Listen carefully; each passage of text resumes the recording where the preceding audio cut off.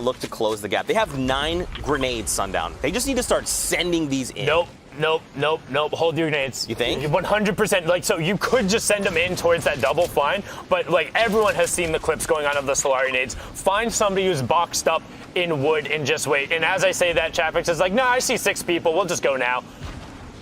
He says, your analysis doesn't matter. You are irrelevant. I will just send the nades. When in doubt, as Golden Boy says, throw a grenade. Gamers Origin goes down. Nyx goes down.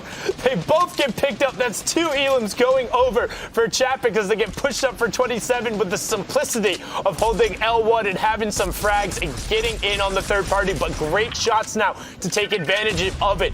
Trying to find the player Shockwave up. Not connecting once with the infantry rifle. Crew, however, will pick up Frey, and that's important because Frey was the other trio who had contested, which means it's a solo and now 1 other player who is there. So they effectively have a 3v2 if they're able to drop down. However, Mongrel in the elim feed also picking up X8, so they're getting in on that action. You can see Dues 1X trying to disengage the other player going up. So changing this into a 3v2 was so critical rather than facing a 3v3 and snagging away. Chapix does get blocked off there, has a slurp ticking. Shockwave going up for the high ground, not finding anything right now, but the spray is coming on, so he's going to be forced back.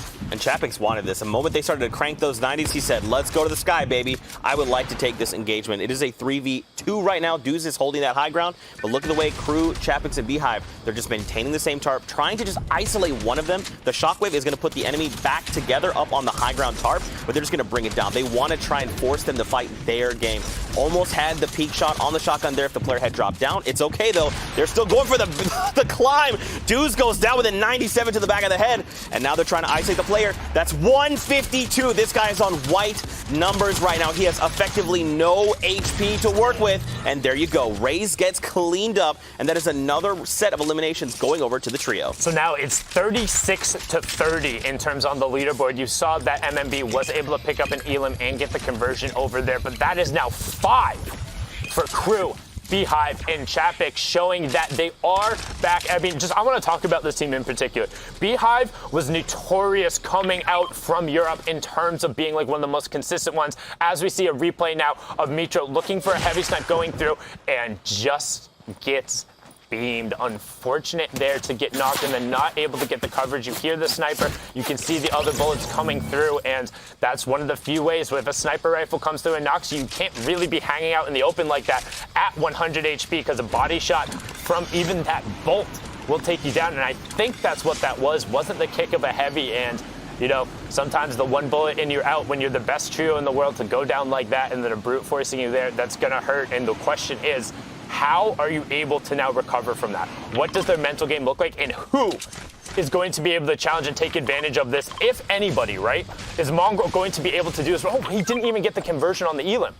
Oh, that's massive as well. Every single point in this case matters. So right now, it's at minimum a 5-point spread between them, and going with the third game going on, and Mongrel getting the Solari nade in towards him. Luckily, was in the metal box, as we've talked about before, so was protected from that. Trying to double back over now and just find a safe spot, find any room to just relax, maybe get a pick, as Thomas picks off Patrick there.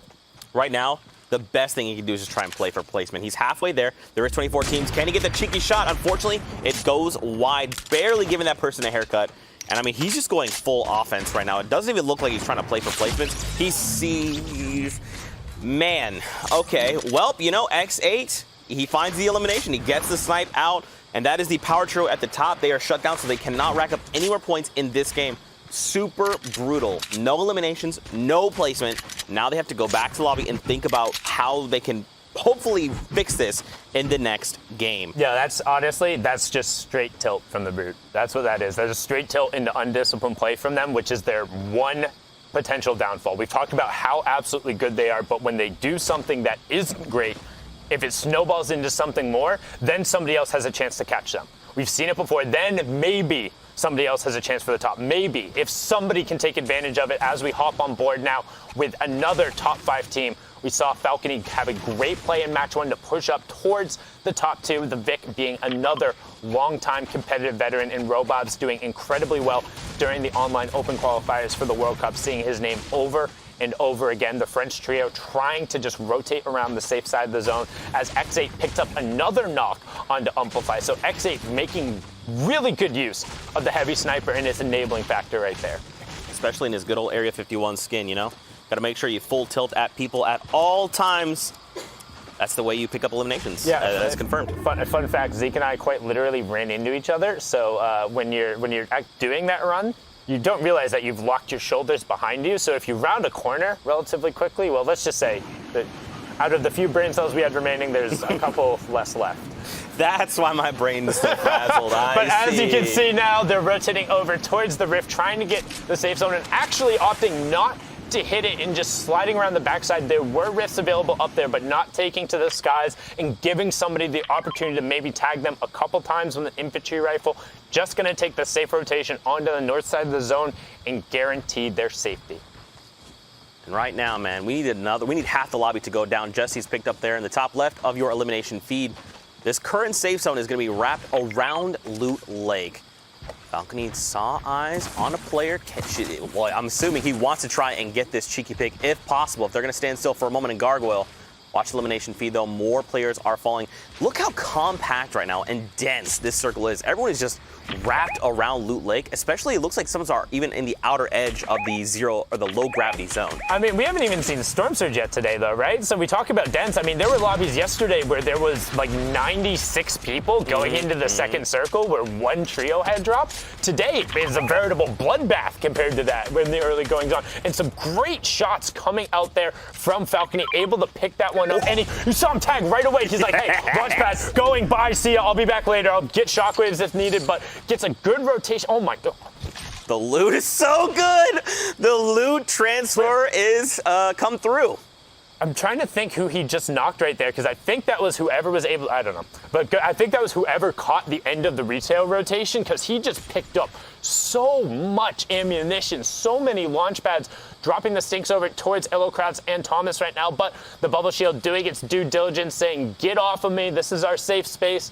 Pepper, Camo, and Harmy on the other side. Magnus as well posted up. You got Aqua, Stompy, and Shinken over there. Rojo, Item, and Mr. Savage as well. So basically split down the middle. Nobody wanting to put themselves into that low grab zone quite yet because it limits your options. And again, with Circle 4 closing in, you don't want to go centrally as well because despite the low, with the low grab zone and the rip potentially throwing you out, you additionally want to be towards the 50-50. So central is good if you want a consistent rotation, but as we talk about that, Stompy is going full send in the zone. Puts himself in. He's in the box. What? What's in the box? It's a Stompy. Dacarino goes down, has the other side. Immediately is going to use the Chug Splash for the white HP and then double up. Aqua gets the conversion over to push Stompy up to 55 HP, looking to try and find the other teammates and just holding a tight right-hand angle. Shinken is being pressured down, forced away by the stink from his opponent and trying to navigate the low grab zone. And as I say that, Storm Surge kicks on for the first time.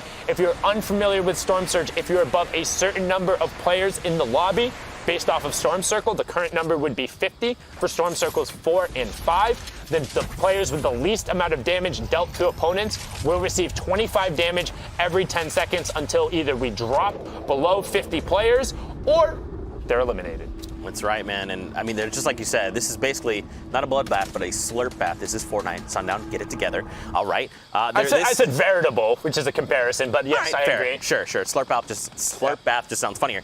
Anyway, back on board with the guys. One word for it, that's for sure. Let's just never say slurp bath again. Anyway, Crew, Chapix, Beehive, we are back on board. So don't forget, MMB are at the top right now with 35 points.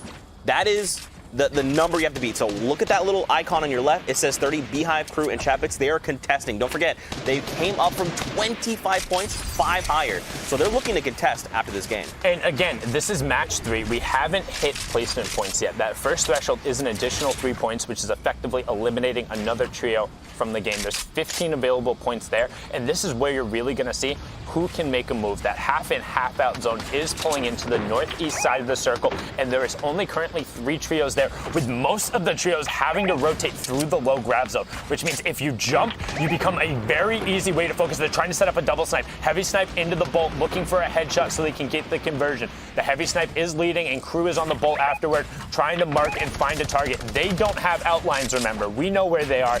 They do not. They're just looking for any movement behind, and now they're going to look to set up a shockwave. You can see him trying to line it up, make sure everyone is there. You jump on top of the edit. You're sure you're in a straight line, and then please jump at the same time. Don't get split. Nice. Yeah, that was a pretty good one. Pretty good, and they're not that far apart. Can reconnect via builds. There is a shield bubble gone defensively. Look at this. Chapix gets cracked and full eliminated right now. They're trying to crack back if possible, but there's so much action, and it looks like Crew and Beehive were able to reconnect, but absolutely brutal that Chapix gets picked off.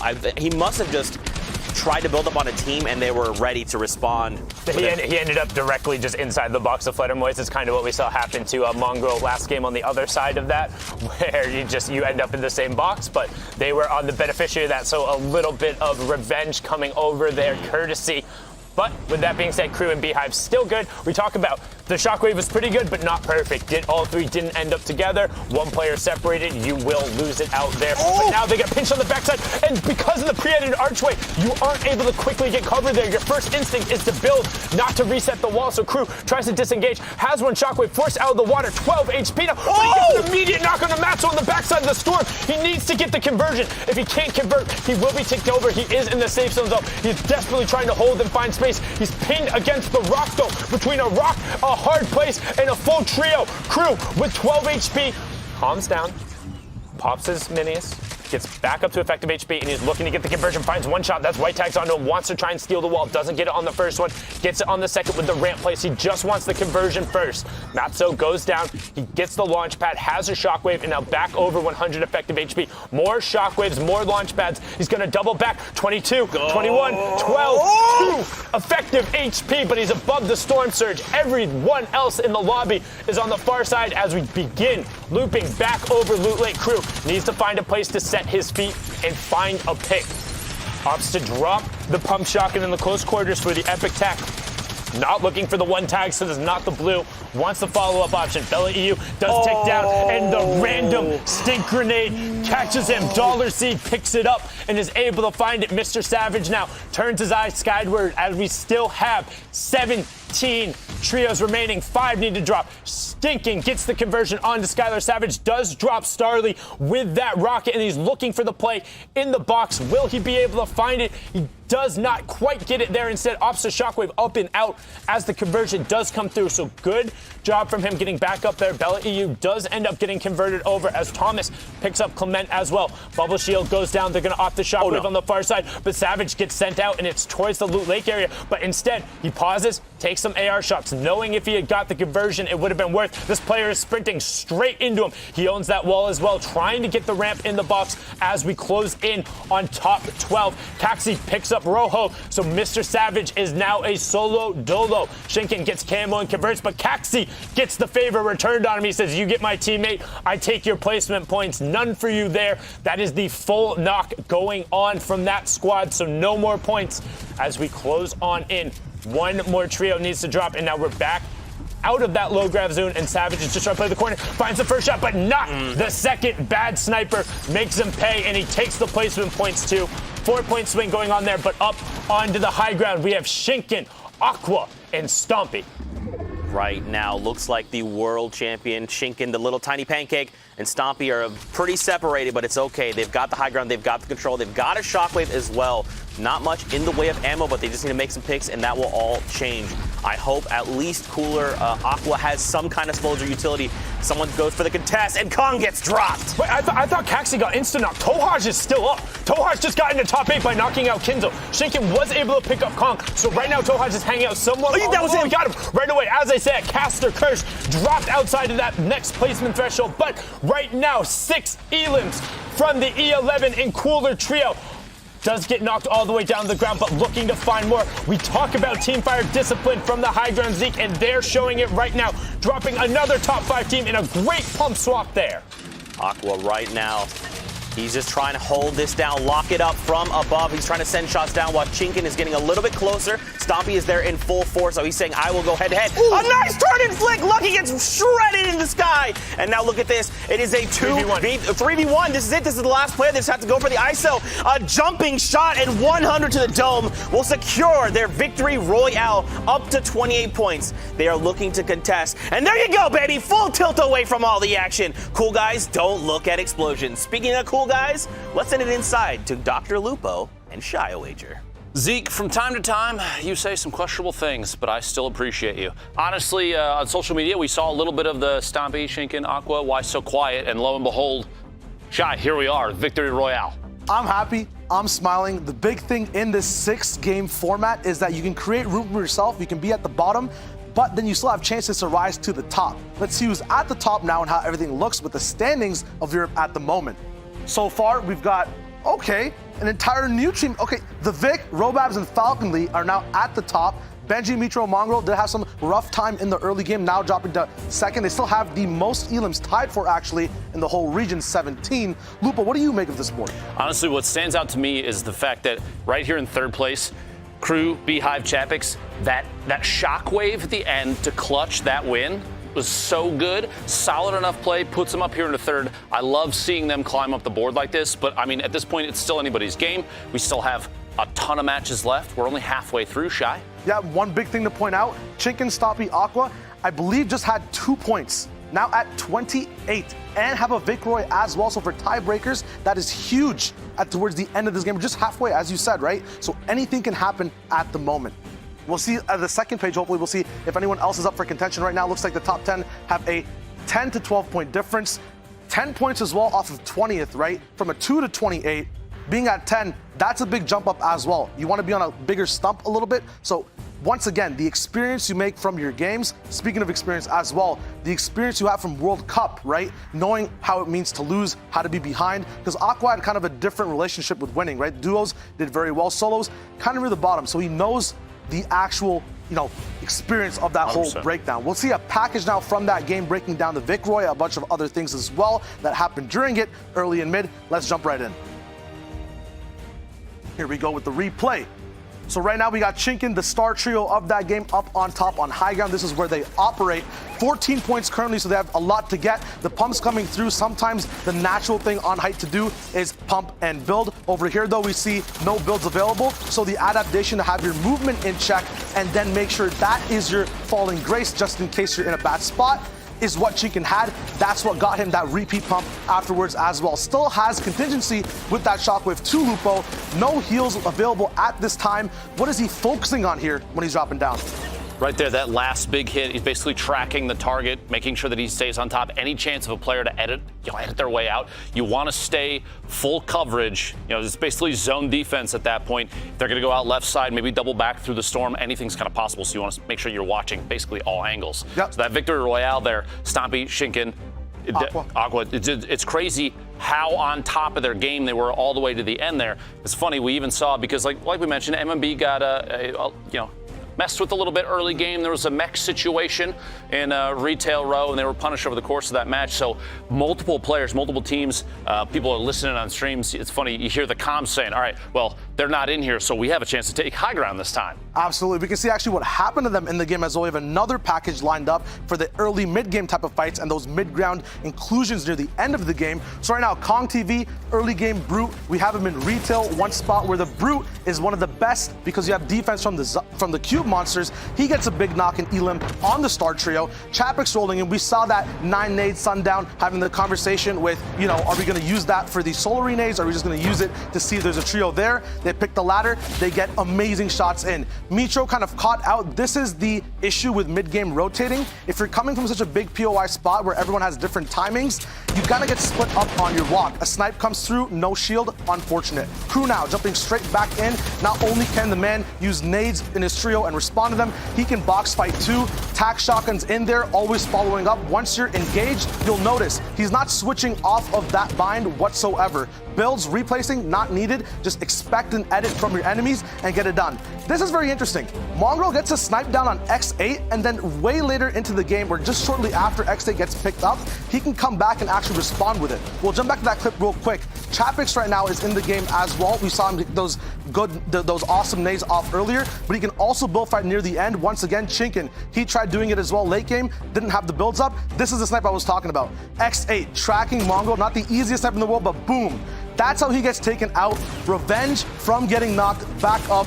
Insane storylines that can affect even the end game of the entire server because Mongrel plays it so differently compared to Stompy, Chinkin, and Aqua. Stompy on your screen now, no more utility left, so we'll jump over to Chinkin, who does have that shock. How he kind of moves around when he has utility, you can kind of expect to use it, you can kind of set things up, but you can just go to a different page in your playbook immediately when you have so many options on height and break down everyone else in the server with your bullets. Especially landing in on height and trying to do that on mid ground, you don't have many aerial builds around you. You have to land first before you can place walls. You pick the wrong option, you got knocked down.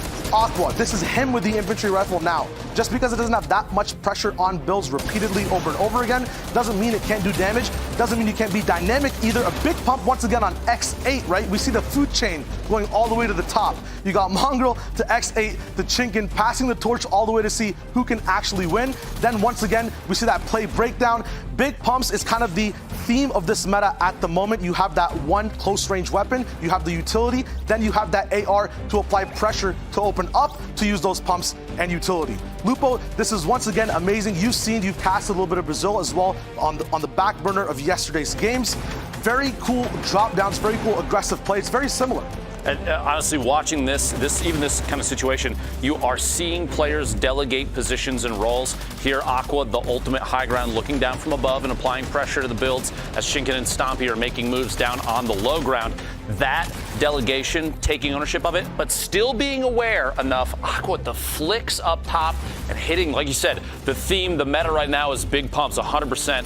When you hit those shots, you land them, you know you have almost guaranteed a knock if it's over 100 damage. You have players follow through, especially with the full trio up. Right here, taking ownership of what's left of the circle, still maintaining elevation, little drop in, the follow through on Tokar. Nebby here trying to push his way out. You got players basically stacked up on top of each other. Even if you don't have that ultimate high ground, even if everyone is sitting on top of each other, the awareness to make sure you're looking around, watching all your angles is so key, and these players do it every single time without fail. Yep, and the contingency plan is always to just make sure you have that close range fight at the end. You're always online. Even in mid-game box fights, the end game is a huge box fight, right? So you want those close range weapons. You want to be able to confirm all the pressure you've got on with the game so far and your lair when you're moving around in your tarp. It's just amazing play, dropping down from height or trying to secure your placement near the end of the game. Europe is at top and at peak right now in performance. I'm going to say it. Some of these European players are psychos, man. There's how aggressive and over the top they are. Speaking of which, I want to see more aggression, more over the top pushes, and some crazy snipes. And to do so, I'm going to throw it back over to Zeke and Sundown to get back into the games. Don't worry, no slowdown here.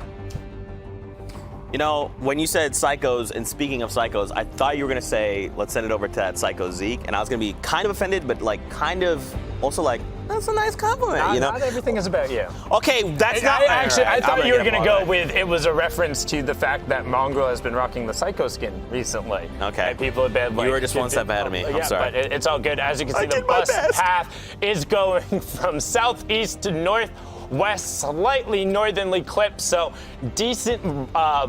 drops for anybody who's on the north side. Anybody who's going to Frosty or Hamlet has a bit of a glide to go, and it looks like, again, retail in that right-hand side just a little bit with the light blue, I believe. Sorry, I'm colorblind. They are uncontested, and as long as a brute doesn't come through and rain on their parade, we should be seeing them leave slightly more efficiently. And even look at Moisty Palms, a hot spot there. You got teams going up to Sunny. Looks like some places are going to be a little bit contested, but for the most part, a lot of these trios largely uncontested. We see the world champion Aqua, Stompy, and Tashinkin, the little pancake. He gets the scope there. He's trying to line up the shots. The 26, 326. He drops the player before they can set his little toesies on the map. Can he get a second? No damage numbers. They will touch down, but they are not scary, in a good spot. That's so scary. One shot. The patience. Oh, no, he's fine. He got builds. He's good. This is a world champion we're talking about. Can he get follow-up? Nothing else. The player should be able to exit out the back, but the reason why this is scary, despite there being 11 bullets, 3 or well, 2 is the minimum if you can get 2 headshots, right? But 3 or 4 will be able to get the tags out, and then Stompy now has an angle, and this is what happens when you're against 3 rifles right away, but some shields were ticked over there, so they see the blue tags, they're like, all right, we don't know what he's got, we're just kind of try and keep him pinned, keep the angles on it, and eventually close this out. Stink going down there, and Scalar gets picked up. That's 2 for 2, so 2 knocks being down, but haven't quite gotten the conversion just yet.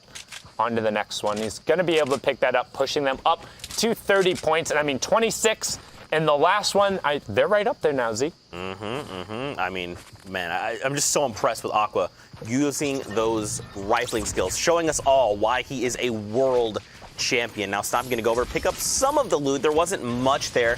The other thing he's going to have is that drift board if he wants to take it with him. That's going to be a nice form of rotation a little later on. But check the minimap. These guys are by themselves. Look at this spread they have. A lot of loot that they can kind of get out of Frosty, and then if they want to rotate out, they could. And they're looking to try and track down that last purple triangle you see in the bottom right of the top left screen. But flipping over to the other side, we see MMB uncontested in retail, back to the game 1 and 2 strategy, so they should be a little cleaner there and are rocking the Psycho skins with the butterfly wings. What a great combo. It just looks so clean, and you can see already loading up extra big pot in there, extra 2 shockwaves.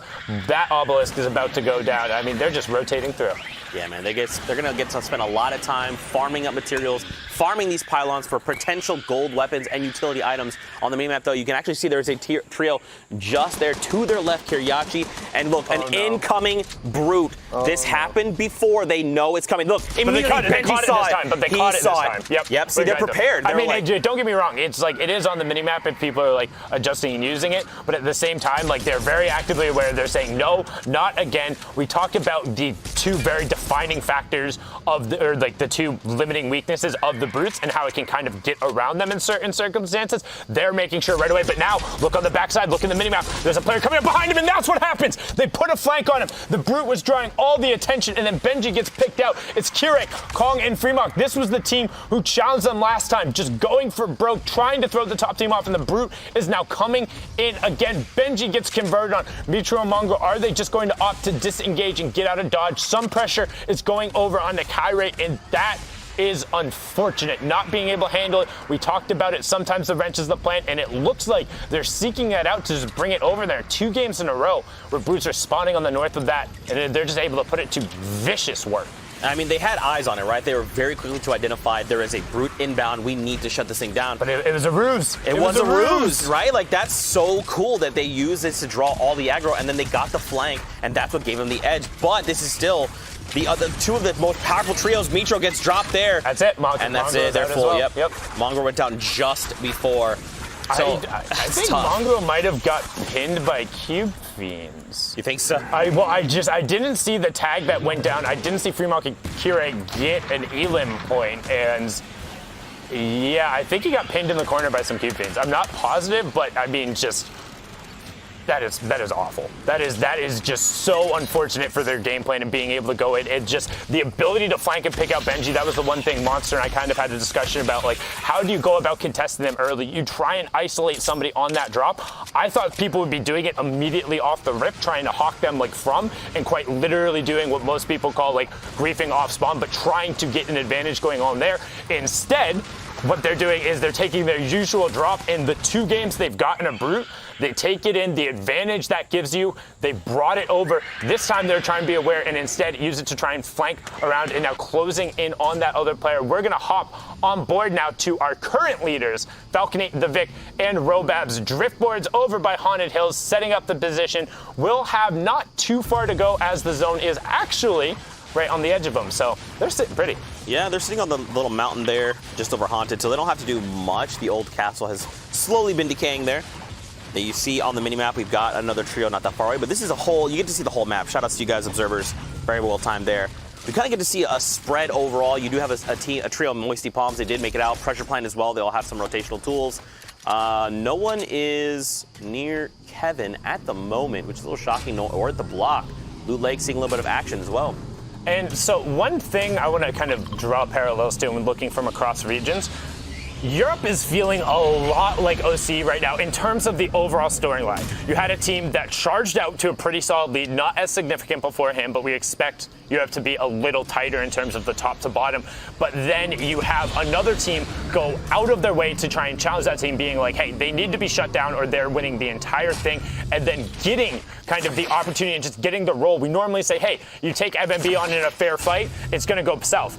These weren't fair fights, and for Linkworthy and Goobas, they weren't fair fights either. It's people looking to try and take advantage of everything they can and slow them down. Because you can't take a fair fight against the best trio in the world. That's something you lose most of the time. You want to catch them off guard. You want to try and do everything you can because they are that good. And now we've seen twice they've been taken down. So the question is, do they continue going there, or are they going to go now hunt those guys out and say, hey, we'll take you on then in a fair fight? Like, what is the next pivot play? Because while some people will say that, yes, that's griefing and going on there, I don't buy that. It is a battle royale game. You are playing against the other best players in the world. Everyone earned their chance to get there. If somebody decides to fight you, you need to be definitively better than enough to get out of this situation. And if they're enough to stall you, then they're enough to stall you. And at least, again, that is my personal opinion on that. But in a game where the goal is to be the last one surviving and then you score points by eliminating your opponents, like, go eliminate your opponents and take some fights, man. There you go. Just eliminate them instead. Don't be eliminated. Right? I mean, like, just go. But like, if I'm MMB, right? Like, in my head, I know if I go and challenge those guys, like, I would say they're better than them. Yeah. Right? So it's like, why are you letting them get the drop? Enemies. Right, exactly. Yes. Like, well, in their heads, they're better than everyone, right? Correct. So it's like, why wouldn't you now go and challenge them? Why give them an opportunity to get the drop on you a third time if it's gone successful twice? That's the reason they go retail anyway, is to limit the factors where they could end up having poor early games. If you have poor early games twice in a row, what is your next play? As Andretta is able to find a great pick right away with a recently unvaulted Silence assault rifle, which I know you're a big fan of. Oh, yeah, dude. I've missed this weapon so much. Just being able to keep it quiet but still land those first shot accuracy shots. Can he? Okay, he did not go over the wall, but that's okay. Andretta is going full send right now. Going to take a moment to pop a bandage and just let him know, hey, you hear this? I'm so wounded. Oh, please.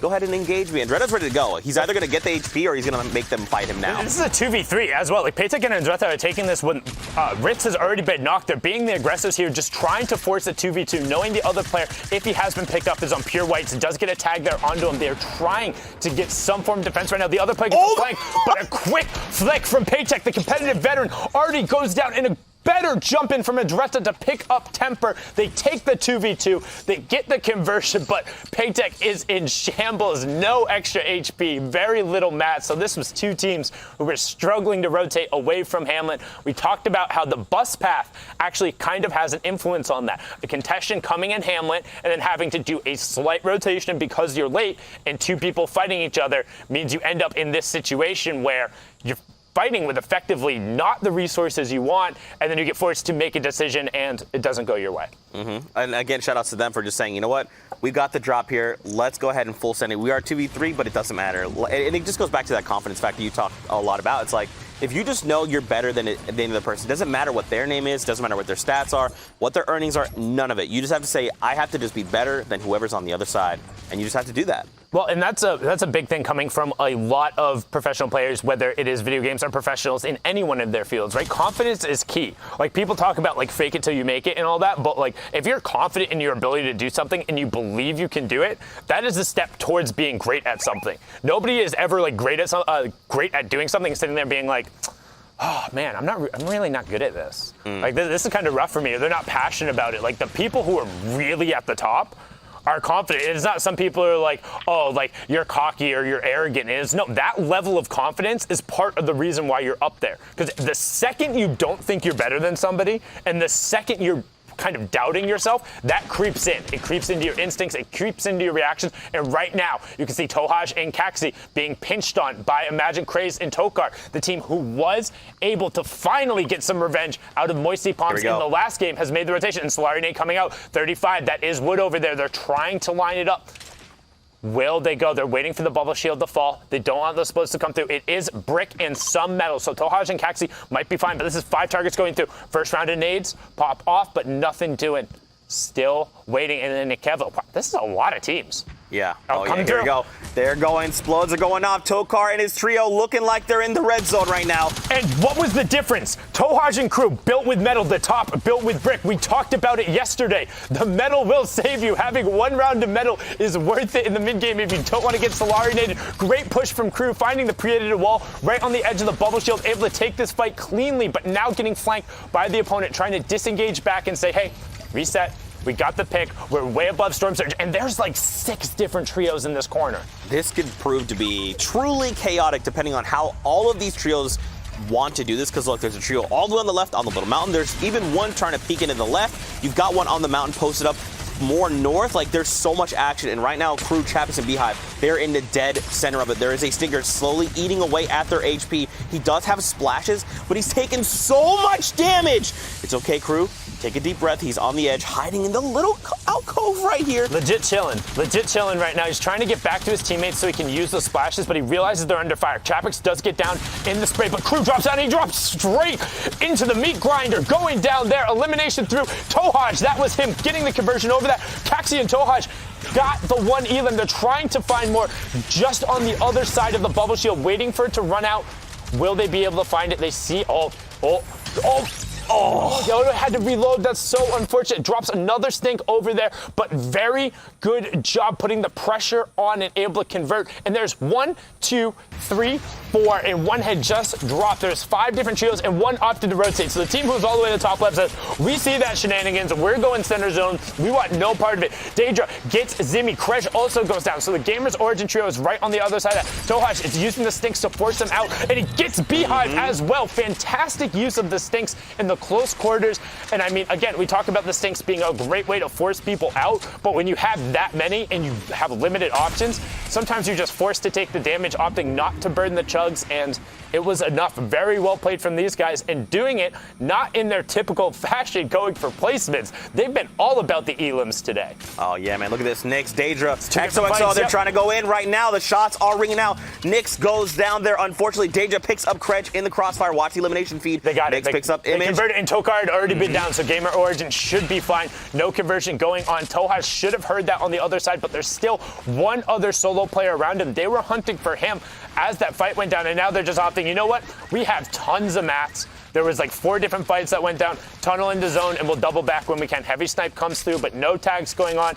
As we look in the bottom right-hand corner, that driftboard rotation tech coming through, waiting for the timing and then getting themselves in safely. Boxing up on the top levels with what, Zeke? Sorry, say that again? Boxing up on the top levels with metal to avoid the Solari nades if they come through. Yes.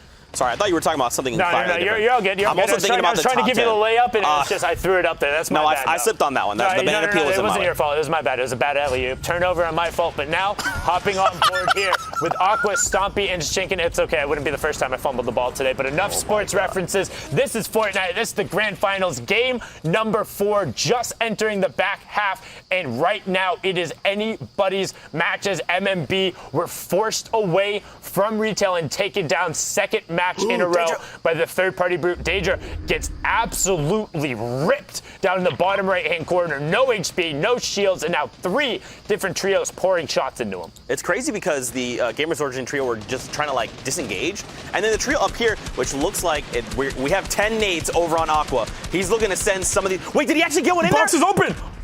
Oh, okay. no. He missed it. It's okay. He missed the alley-oop as well. Yeah, so I believe it must have gone down on the lower side of the ramp. But again, building up, they don't have that metal box that you keep like. That is what you use to counter. Are you serious? There's no way you've been sitting out here like this. There's no way Cooler Aqua gets the headshot. Okay.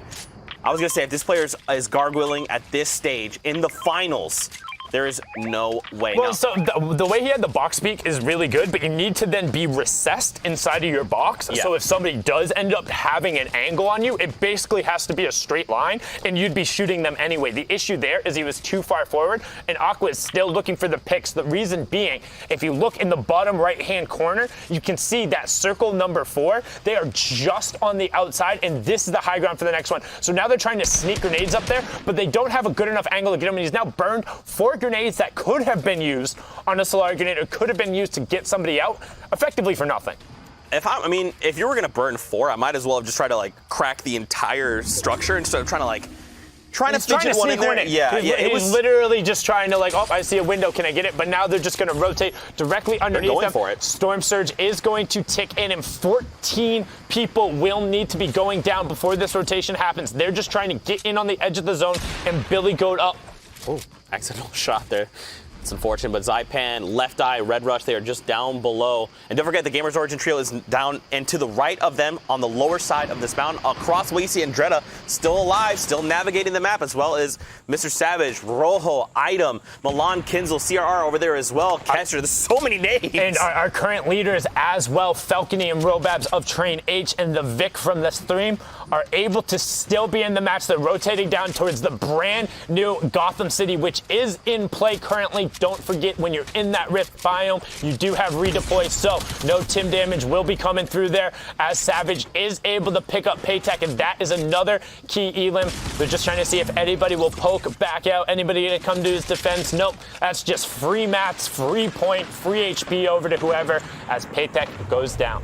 I'm very curious to see how this is going to be working out as we move into Gotham, because like you said, that redeploy is going to be huge. So, moving away. Okay, so we're coming back. So these guys are safe. They're like, come to us. We're Look going to gatekeep you. Look at the rotation right now. There's 3 teams who are in zone, 2 who are just on the edge, and about 4 or 5 who are rotating away from Gotham. And that is a very, very, very steep hill to try and push up. Right now, you can see our current leaders in the bottom right-hand corner sitting on 36 points. Item, Savage, and Rojo, for reference, at 31. You can see Bad Sniper picked out of the sky by Marcus. Clement also going down. Camo going down to Harmy right there. And a great shot from Falcony to turn that one out. 4 HP left, gets the Siphon, needs to back up so he can pop his minis and just reset down to 52 players. Again, 2 more need to drop as Storm Surge is still ticking over.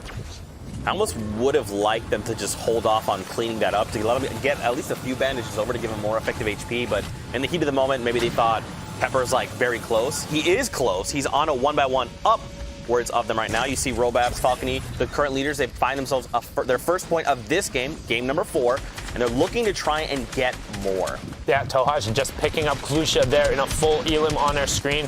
Right now pushing up into 37 points, 20 trios remaining, so still 8 need to go down before we have placement points. And right now this trio is in a very good position. They made it into the zone, only a couple more need to get in there. But this is what Shayo said, it turns into a giant box fight. One not coming through for Falcony. Will they be able to get the conversion onto that? Actually, I'm not sure. I don't think it was Yeah, he didn't get, no, I think it was Milan that got that one. Yeah, didn't get the credit for that. Good peek there.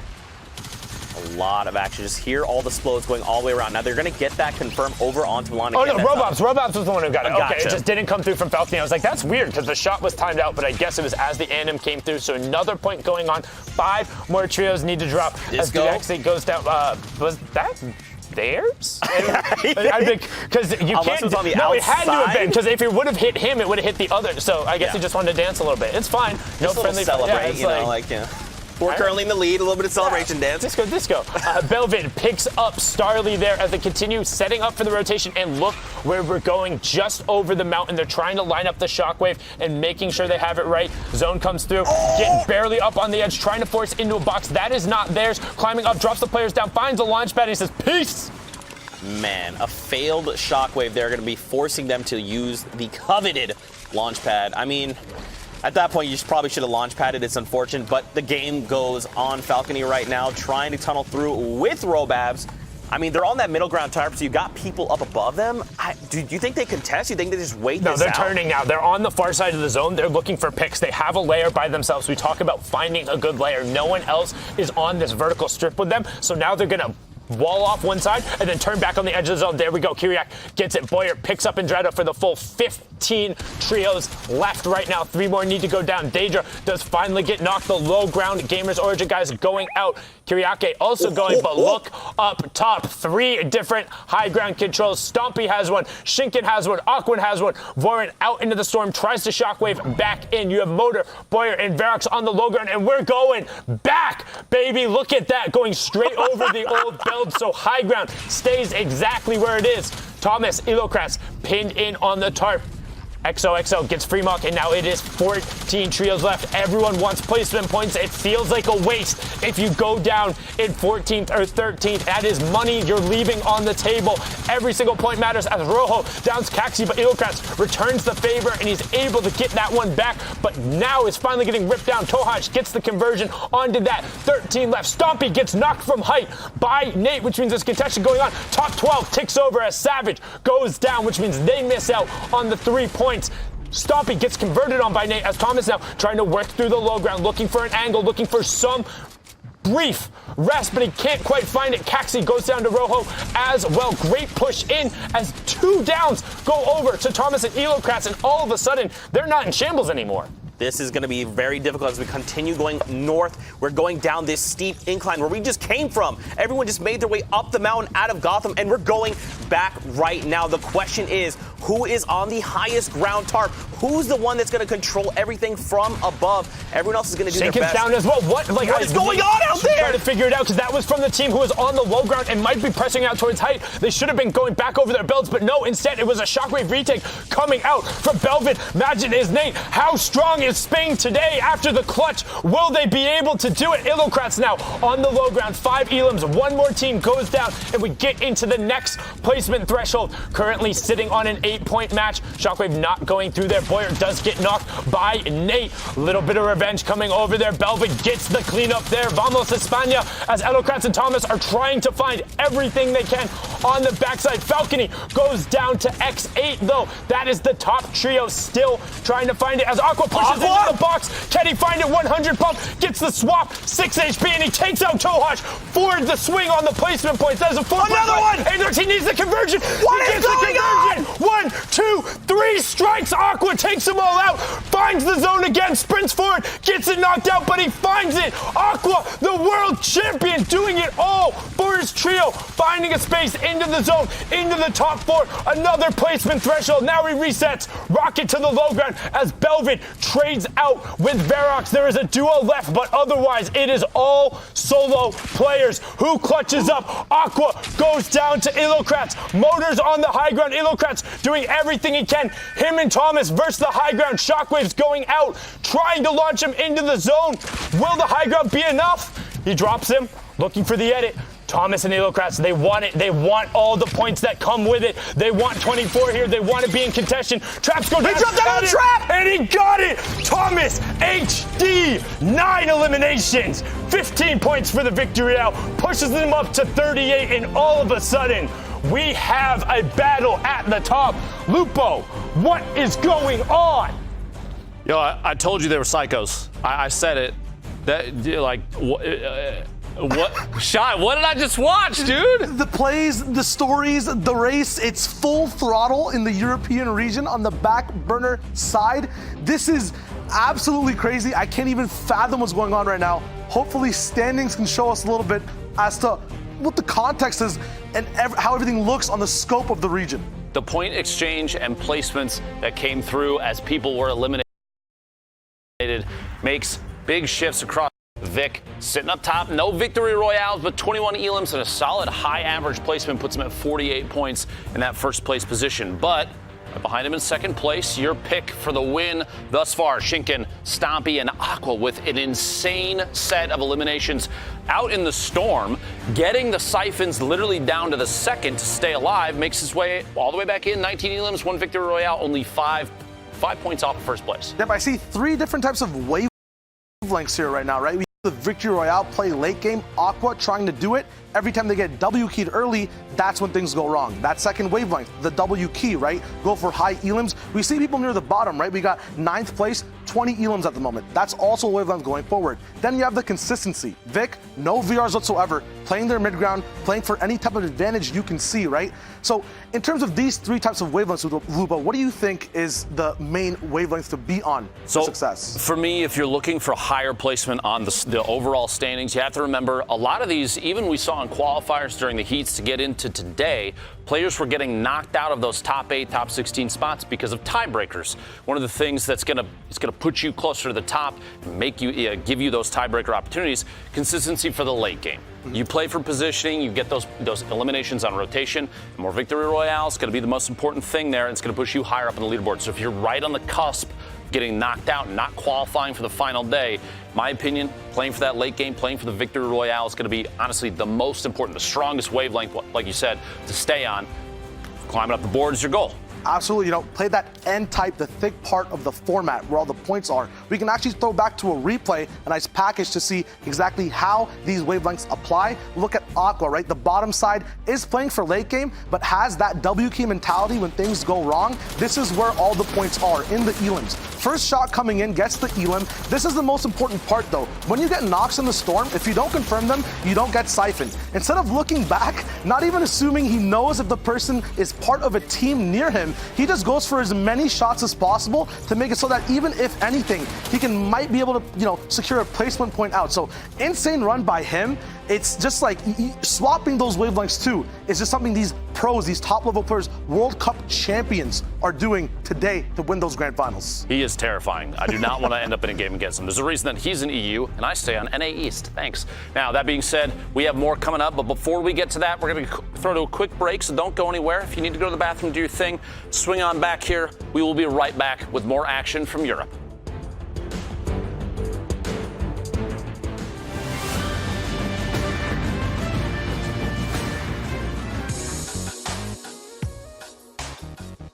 Hey guys, Shio Wager here, bringing you a breakdown on one of the most dynamic, flexible, and clutch items every trio is utilizing in the Fortnite Champions Series, the Shockwave Grenade. We're going to be taking a look at some of the basics on how it's used and misused at crucial moments in the game, and how to adapt and play against them towards the end game. To get started, let's get a refresher on what shockwaves are and some of the basics of using them. Shockwave grenades are a utility item that drop in stacks of 2, with a maximum stack size of 6. When thrown, the shockwave launches anyone within its tile and a half radius far distances, destroying builds in the process, with the added protection from fall damage for the players who use them. The most effective way to gain maximum distance is to time your jump well with a shockwave right below you, angling yourself above it for higher vertical movement, or towards the side of it in midair for horizontal coverage. If you do use a shockwave to rotate through builds late game, you will only be able to go through about 5 layers of wood, brick, or metal before you come to a stop. When going for height, if you don't get stopped by any opposing player's builds at all, you can reach upwards of 7.5 tiles in height, giving anyone above you a surprise and changing both yours and your enemy's game plan in a split second. Although really easy to understand and use individually, once entering the atmosphere of trios and teamwork, the use of shockwaves enters a whole new dimension. There are deciding factors in win conditions if used properly, allowing for easy positioning and rotations. Using them and sticking together after the landing is efficient and gets your whole trio online, ready to fire at a faster rate compared to the rest of the competition. Saving these grenades for later use brings an element of surprise as well, and a level of shock to the whole server. Looking at 8th and 9th zones with densely packed endgames, vertical shockwaves make high ground and mid ground layers crumble, and give patient trios and surviving solos a way to counter long tarps and bases towering above them. Facing off against 3 players usually proves fatal though, as you are vulnerable throughout your whole flight and easily targeted by the trio you're trying to attack. Turbo building walls on the way up from your shockwave can work against this though, but gives your newfound height poor foundation, easily shot out and focused from below. Panicking with shockwaves in your own box and misusing them is always an irreversible mistake during the game, giving you poor positioning split away from your trio, costing you building resources, or ultimately you and your teammates their entire health and shield pool if used at the absolute incorrect moment. To counteract the chaos from shockwaves, new and clean strategies are put in place to negate the negatives and potential mishaps in certain situations. When going for height, separately boxing up before using the shockwaves and going for height then allows you to have power in numbers as 3 players get a vertical rotation together, overwhelming the competition. Discovering new positioning and shockwave throwing angles and targets within your box might keep your trio and teammates closer together when using one shockwave to rotate, saving crucial mats and attracting less attention during your mid-game rotations. You also save your total shockwave count by doing this, allowing for more opportunities to challenge high ground, grief low ground in the end game, or rotate in mid game. Countermeasures can be taken too, such as keeping a teammate higher than normal, multiple layers above you, as in the event of a vertical shockwave, you still have someone up high who can rain down and support your trio on a retake. Keeping your own shockwaves handy is a way to counter anyone taking height off of you as well. But if both trios play mind games and the circle gets smaller, smaller, and smaller, the more likely a chance there is for a messy, repeat shockwave circus happening all at the same time. Player after player gets sent flying in the sky, with teammates all getting sent around in and out of the storm, off their tarp layers, and splits costing your trio more mats and resources than normal. Identifying these mistakes, staying in your lane, and watching teams move is a good way to anticipate and prevent disaster from striking before it happens.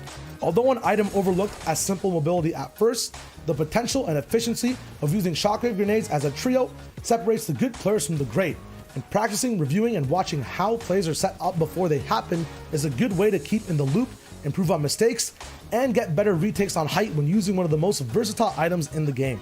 Keep your team's position in mind while breaking, jumping, and blasting into the air until you get it just right. And who knows, maybe you can have that top play or amazing clutch that saves your team while competing in the FNCS.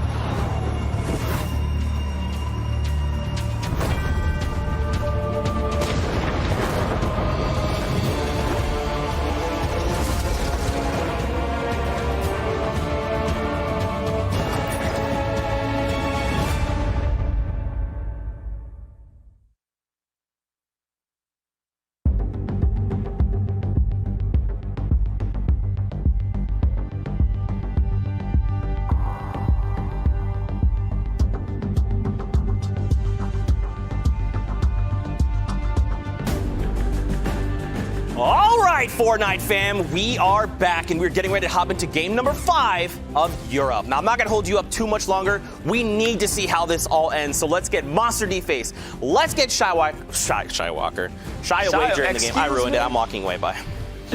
Zeke, thank you so very much. We love your rambunctious energy. Shayo, what's up, brother? This is it. Things are getting crazy. I am overexcited just to see these visual storylines taking place. People from the bottom trying to make the top. These wild cards is coming up too. Let's just jump right in and see what these games 5 and 6 have in store for us from the Battle Bus. Let's do that because the Battle Bus is underway. The Europe Finals, Game 5 has begun, and take a look at the bus right here. And there's a lot to touch on here, Shayo. We just briefly had a conversation of points that we want to hit on. Let's kick it off. Let's start setting the stakes. Spit that knowledge. First of all, what does MMB have to do? All right, so MMB's big problem right now is kind of what Aqua was facing in the beginning, which is off the drop, right? Off the cuff. How are these guys going to survive retail? Are they going to go to retail? Because teams see that they have it free, they're adapting now. They're rotating off their drops a little bit earlier. They're getting third party. And we talked about another trio just briefly. Aqua, Chinkin, and Stompy. But before we get there, let's see the camo squad right here is going to catch Dollar C even off the boogie bomb. And that's the blue tack to the face to catch himself a big piece right there. And that was nicely done. Dollar C is going to fall down. Was he up there by himself? Yeah, you can see M10 Pepper nearby in Harmony. So Dollar landed on the wrong one.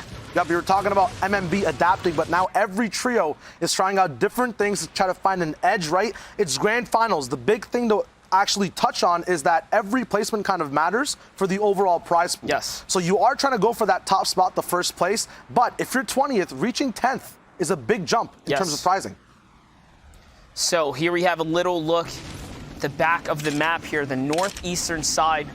Klusha, Elo Kretz, Tomits HD with a big performance from the previous game, clutching up in those final moments. You saw the rocket launcher coming out, targeting those high grounds, making the shots, throwing the traps down, showing that he has what it takes to pull through and really dig deep in the final moments.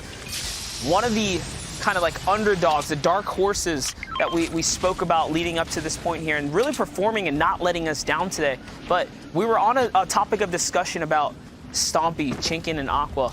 They've adapted. They've shown that they can actually be flexible with their landing strategies, and we saw huge success in the early game last game. Yep, we see counter drops actually becoming and actually being implemented into play off the early game. The first 2 drops they had didn't actually go really successful, so now they're switching it up. Kind of like how Camo, you see on the bottom right now, is scoping out maybe where he wanted to land, maybe exactly what the other trios are doing around him. It's less about playing your own game. It's more about adapting to your game at hand and the other trios around you. No no matter what skin you're wearing either. Batman, if you're a little bit more frosty in the south side, it's always just about gaining the information around you, playing off of that rather than just thinking about, hey, what are we going to do endgame after we get this lead? That's right. In the first game, we saw Camo fall victim for being by himself. This time around, Harmy sticking close by his duo or trio here. Pepper is off in the distance, though. Will this, come to backfire? Amplify, Maso, and his trio, dude, they've been having quite the performance this weekend. They performed so well in their heat, and they're showing up today as well with consistent performance thus far. Let's go ahead and take a look here. Pepper is off in this, so he's on Viking. They have quite the pinch, but dude, if they get collapsed on, it's still a 2v3. They're only moving out of line of sight from Pepper, so this is not where you want to be. If anything, you want to take this fight to the left-hand side. Nice little cone over and ramp play right there, but Camo's going to fall underneath, and he still has low ground right now. Yup, right now at the moment as well, this is kind of like insurance versus strength in numbers. Very nice disengage as well, playing for that insurance. Not only do they have individual shockwaves in their inventory, kind of switch up the game and how it's played in the fight. We have Pepper all the way up top, kind of the overlord of the situation, looking and seeing, hey, I'm the playmaker here. I got the playbook. You might want to back up. You might have someone on top of you. So very smart disengage. Only 2 games left, Monster. And that's what I wanted to talk about, right? We saw Camo going to the right in that battle, and that means he's only getting out of line of sight of their Overwatch, their Pepper up on the high ground right there. So now that he has that angle, he can really come down and ping any of these guys. But looks like this trio wants to make a push here. They're going for the natural high ground. The shockwaves are coming out, and suddenly they're burning through very valuable utility here. You don't want to waste your shockwaves this early. It's a blessing in disguise to even have them to kind of lead up, and just to burn through that right now has got to hurt them. It's going to hurt them in the long run. Yep, you talk about it as well. They're burning a lot right now on defense, right? Usually we see all ends off the offensive. You can clearly see the decisions Matso's making on the push, but Camo using all his mats, not going to be able to defend against anything. Matso and Miro both using separate shockwaves to get the Pepper. It looks like everyone has some type of rotation at the moment. It's all being used early. This does implement and have a big factor on their mid game as well. They might have to just commit to this fight straight up and then think about everything afterwards. Well, now look at this. The angles have changed. A lot has changed. It's looking a lot better for him now as Camo turns the tide here, goes in with the shockwave play, is going to rip apart the shield here, but there's still a little more. Not anymore, though. Mats is going to get taken out right there, baiting them into the valley here, getting out of the line of sight of the third party there. Now, can he land these shots right here? He's actually out of material. He hasn't actually gotten the siphon either, so the point is still up for grabs. Camo's going to get traded out, and now suddenly the tables have changed. Harmy's down, Pepper's by himself, and it's a 2v1 situation here, Shayo. What is he going to do? Right now, Miro has everything on lock by himself. He has to be up there. It is a 2v1, but he is isolated at the moment. Amplify dropping down some support off the top. Quick angles coming in, but there's too much shield available for just a one-shot knockoff. Miro dropping all the way to low ground to regroup, understanding, hey, we have a numbers advantage. Let's play to it. But it looks like Pepper actually has more HP than both these guys combined off his shield. There is a campfire ticking, I believe, somewhere, not actually getting hit on the Miro at the moment. He's going to be taking a chug jug. Can Pepper hear it before it pops off? Oh, 100%. He knows it's coming here. That's why the shots are coming down. All he has to do is continue to put that attack SMG pressure down, but it doesn't matter. Now that he has the chug jug active, he's got the 200 effective HP. He's hitting all of his shots, and that's going to be Pepper who falls to victim of Miro, Matson, and Amplify, who've had a phenomenal last 2 days so far. Bold strategy, and it pays off at the end. 15 whole seconds of time they needed to buy on a fight that was only 4 stories high. That is a very risky play to take. I'm surprised it actually worked, but Amplify, one thing we've seen from him time and time again, unorthodox strategies, risky calls. Oh my God, Monster. But wait a second. I literally just reviewed this in the previous game, seeing from the Twitter angriness coming out of this trio right here, because they were taken out. They're getting dived on by this squad. This squad has come in with different strategy, and it looks like they're trying to bring it to them. But there's another trio rotating from the distance. MMB is not getting a free pass today. Squads are not having it. So Mitro making the plays in the low ground here. Karashi Kong and their third is up top. Out comes the shockwave play, beautifully done. It's going to allow them to take that high ground. There's someone nearby. Can Mitro win this fight? We saw him lose the previous battle, falling victim to a trap play indeed, and now he's out of bills. He gets collapsed on, just showing that Karashi makes the better of him right here. Mongrel still in the running though.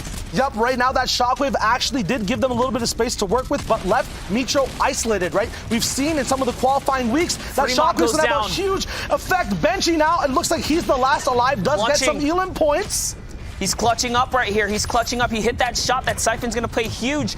Can he pop the minis here? The third party has arrived. Another trio is here. Makes a quick edit. Benji is nuts with it. Catches Karashi. So at the very least, they take that victory right there. And it's a small one in its own. Even if Benji can't clutch up at this moment, they took out that first team. But their squad's all over the place. Benji's not having it. He's still making moves. He still has plays to make here. Mongrel has a timer on his clock too. This could prove so bad for them ultimately at the end. A pickup from Marcus C and Ketcher coming in, adapting their game style early game. A bit too much for the plate of MMB to handle. They've got one more game left. But it's not over. Established it is not over, Monster. It's literally not over. There's another team, I think, that just came over, or...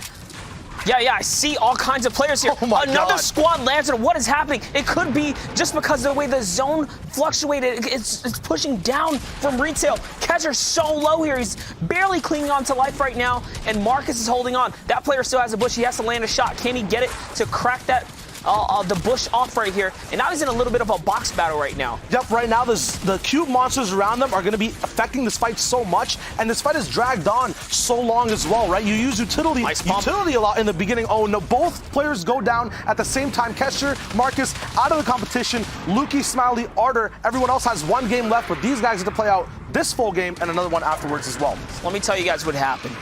Mongrel, Benji, Mitro get into a fight. They handle that fight. They end up coming out victorious. Third party comes in. They come in. They win the cleanup. Kezzer and crew. And then the last squad comes in and wipes that up, all because of the way the zone was kind of favoring.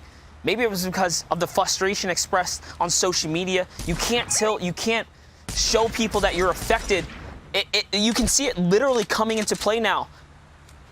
Yep, the toppling domino effect. That's right. You can't, the tilt, the amount of people coming into the drop. Right now, retail is no longer the focus, though. It's no longer safe. It's no longer safe either. You can't just, you can't have freebies. You can't have freebies at all. We're focusing on crew, though, now. Seeing his trio doing a lot of ingenuity with themselves as well, with the nades, the actual choices they implement, and when they actually take them in the mid and end game. The entire leaderboard after this game, the amount of trios that went down that were high up, should be shuffled. It's anyone's game, it seems like, for those mid-tier prize pools right now, Monster. That's right, and a monstrous shot coming out of crew here, showing why the infantry rifle is a fan favorite for these competitive players. Neek is going to go down right there. Can he actually follow up? There's a battle going there, so that's probably going to convert in just a bit. There's also a squad right underneath him. The NCES boys are huddled up right underneath. They hear the shots. They can use this opportunity to sneak up because, they can if they want to. Probably not going to here. Crew's going to make sure there is no easy revives going on over there, but it looks like it's happening. Looks like they're going to be able to get that save off right here, Shayo. Yep, and Orc is actually, we talked about whether the MC or the trio that's actually on the side of this hill. Yeah. It's their favorite position at the moment. Yep, the confirmed Elam at this point in the game as well from their position. Very hard to get. Free points. We talked about the wavelengths you want to be on when you're playing these games. How do you, collect all your points? How do you accumulate them? Are you playing for end? Are you looking at different things? Very smart from crew as well to back off that position as well, to not attract too much attention, as well as the soul renades, right? They have the potential to get them down during the game. They don't want that to happen to them at all. Yeah, very nice positioning there indeed, using those 3 1x1s to hold off players from the mountain, trying their best to control the area. Let's see if Clement and his team can control this area, as we've seen Bad Sniper have some plays this weekend. Nice little shot right there. It's not going to come in. It's not going to connect, but now he's in a little bit of a box battle here. It is a brick wall, so it's kind of tough to get through. Doesn't matter. Belvid is going to fall down. And now they have the high ground and they have the advantageous swing because they got the knock right there. So that's going to convert. This entire team is so healthy. Yeah, but there is more teams left in the storm with another knock as well. Looks like when you do have all these lanes coming in to big POIs that have things such as campfires and metal to collect off of your drop, if loot paths connect, it can ruin games. And you can see that right now, this big mid-game fight on the storm line now. Looks like time is not of essence for these teams at all. This late in the game, Imagine goes down. The Elam points getting shuffled up early on. 64 players left alive. It's chaos on all sides of the map. Snow, grass, desert, doesn't matter. But it's not over yet because that team coming out of the zone is hot on their tails right now, and they've claimed a stake on the mountain nearby. So as Clement, Hobby, and Bad Sniper wrap this battle up, they're just listening to the shots firing down, and there it is. Now it's their turn to turn in and trade shots.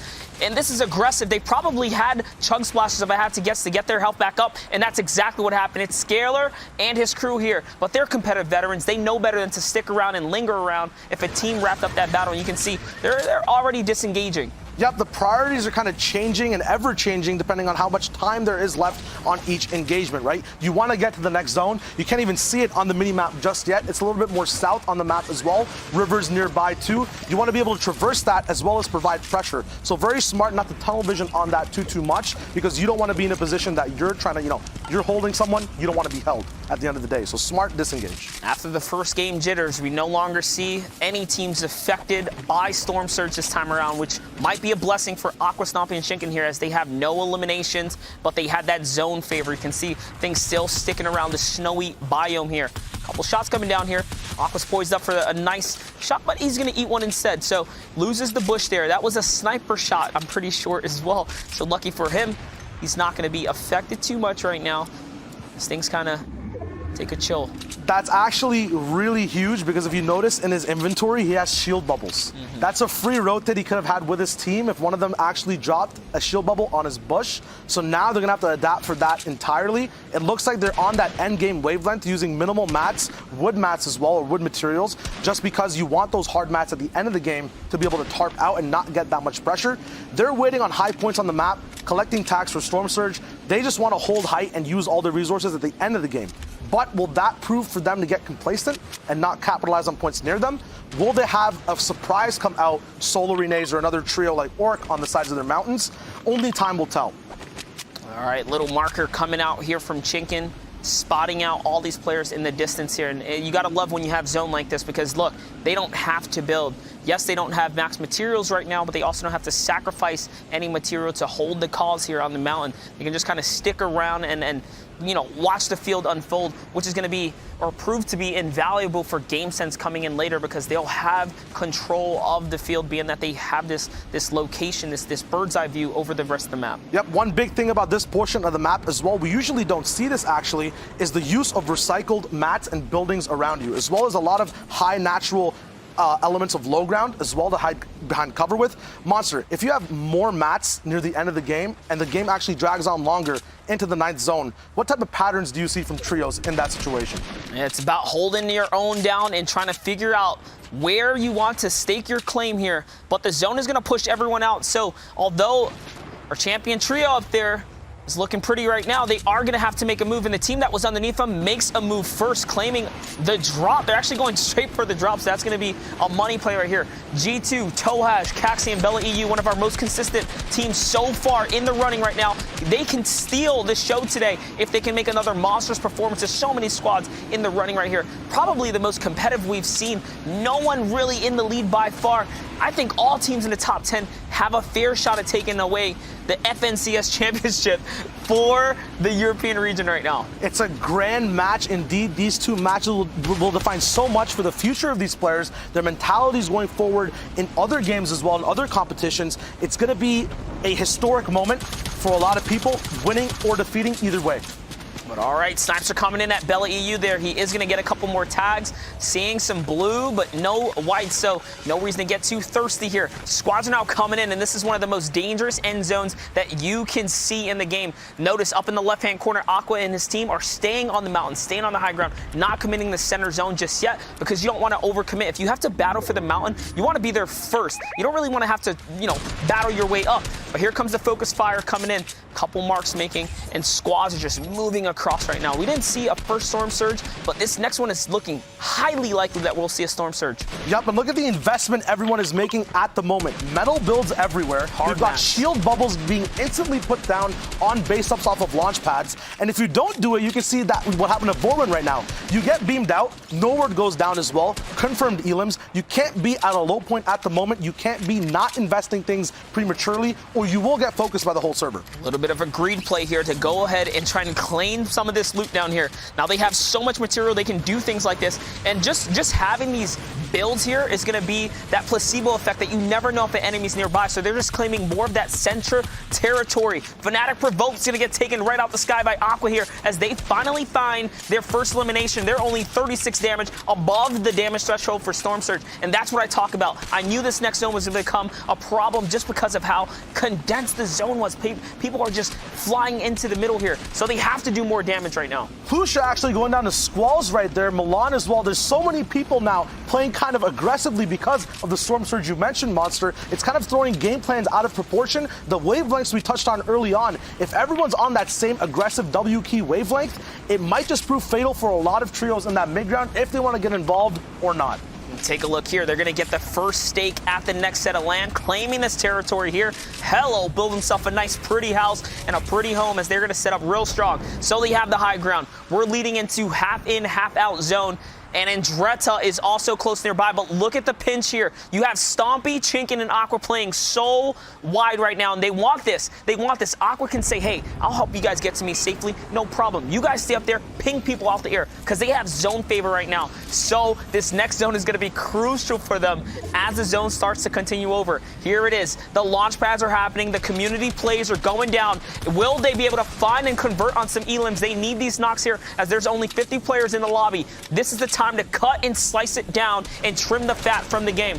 Take a look at Mr. Savage here. Rockets are coming out, and they've been having a phenomenal day as well, as Item and Rojo are another team that plays so high during the World Cup. They have all the experience in the world to compete under these pressure environments, really, we should say.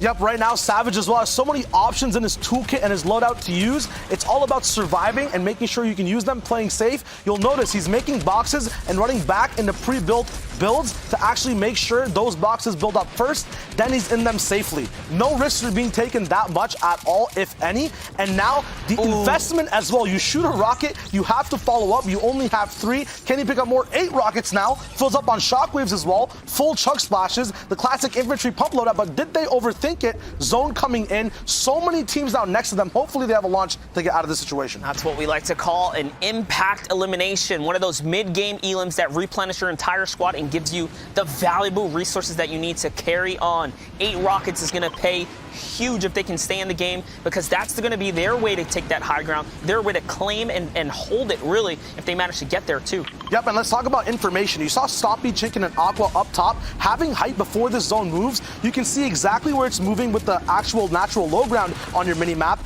and then if you're on mid ground / low ground, you won't have that information, right? That's how people get beamed. That's how they overlaunch. Item actually getting that pyramid peak lets these guys half bad, knowing exactly what's in front of them, be in this position, catch trios rotating in past them as well, since they don't know. Daedra goes down. Item now investing one of those 4 RPGs. Looks like these guys have 2 RPGs on deck as well, both gold. Big loadouts available too. Look at that overview of the map. Everyone's in here for the last 2 games of Europe. That's right, and they're trying their best to stick around and stay around here. Chinkin going for the high ground. They actually still hold the high ground because they've had zone favor thus far. And Dretta's going to get beamed down right here. He can't fall down right now. There's no way. You still have Falcony, the Vic, and Robobs in the running on the storm line right here. We know they're our team to look out for. They're in the lead. They've been so consistent so far. Here comes a shockwave. It's every man for themselves. And he actually chucks someone into the zone with the shockwave on accident, which converts into an elim. That Siphon will be coming in soon, and that's going to put him in such a good place for the end game. 61 pop right here. There's a player nearby. There goes a Siphon, and he's got to be happy about that point right now. But it's not over. Robabs is in a battle here. It's a little bit of a box fight. Robabs actually gets traded out by someone in the zone right there. Crew still in the game. Stompy and Chinkin have the high ground here, or actually Chinkin and Aqua, and they just have so much control over the field. Take a look at this, Shayo. They have the high ground. They have the minigun. This is the textbook plays that we've seen during the World Cup qualifiers. They know how to handle these final situations. Yep, it's all about learning from your losses. When people say take the L, Chinkin, Stompy, and Aqua take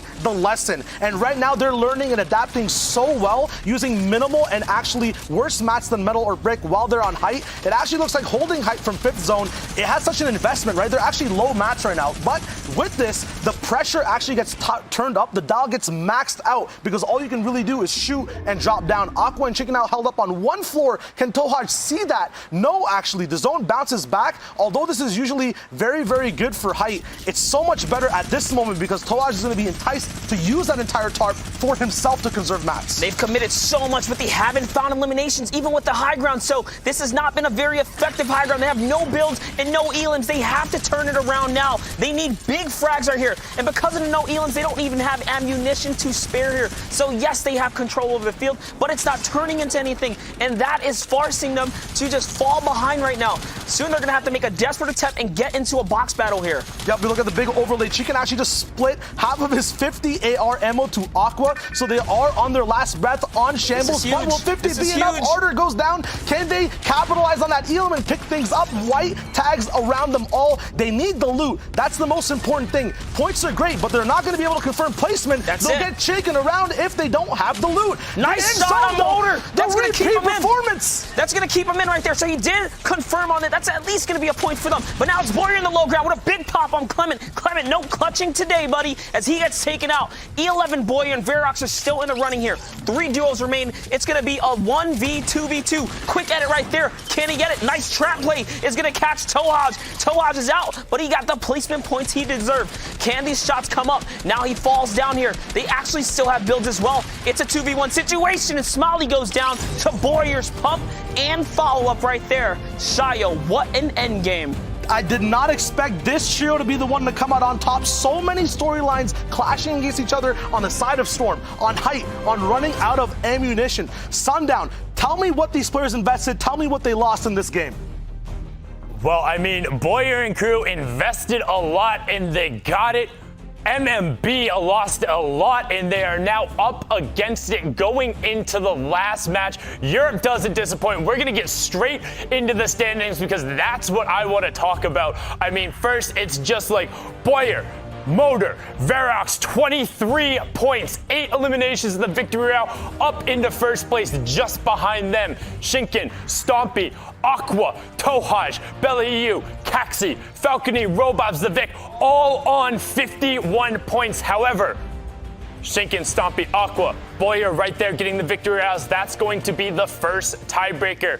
One thing to note, let's go all the way down. You can see MMB down there, but they are 16 points clear. A victory royale is 15 points. That means every single person on this page, every single trio going into the final match. There are no runaway trains here.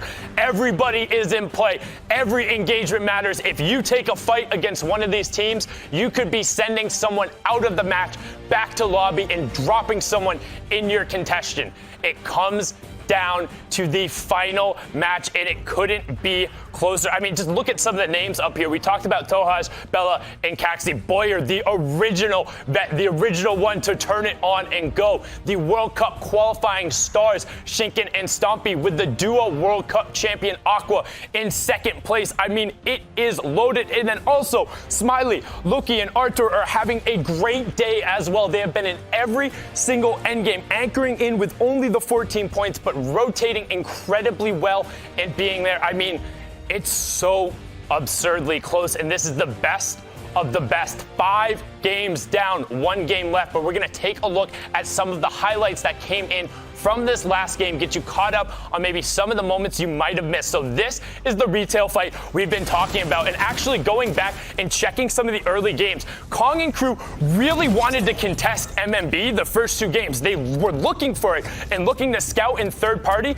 as they hit onto the Cube Fiends. The key being, though, they didn't roll the Brute, and in the first 2 games, MMB didn't separate. MMB off the start were tight on top of each other, looking to see if anybody was coming in, and then spread out. That was the difference in matches 3, 4, and 5. This time they came through and contest. You can see the Gamers Origin crew now looking to try and pick up as many points as possible. They're just on the outside looking in as well. Daedra putting up a great individual effort there. Now you can see Omagin, Takar, and Krace getting the Solari nades out, making sure they line them up, using all 10, and the tags coming through onto the Gambit duo plus Dementos. And you can see Tokar just throwing some shots over there, making sure they confirm those and seeing seeing the points tick through, but it's all about Boyer. Originally it was Vamos España, but now Boyer is bringing it all back. Return to form. Looks like he was reborn, playing with Motor and Barracks. A different level of communication, a different level of skill and mentality. They are going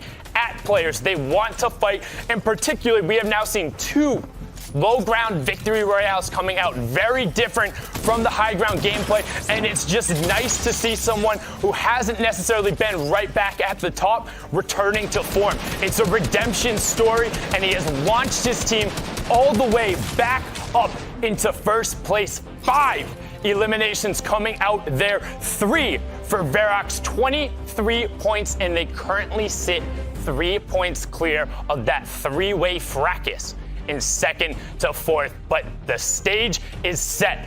The games are ready. 5 are down, 1 to go, and I couldn't think of anyone better to bring it home than Monster D and Showager. Gentlemen, close it on out. Sundown, thank you so very much. And exactly like you said, we couldn't have had a closer running in these final moments. There are so many teams in contention here. It could be anyone's game right now, Shayo. We're in the Europe Finals, Game 6.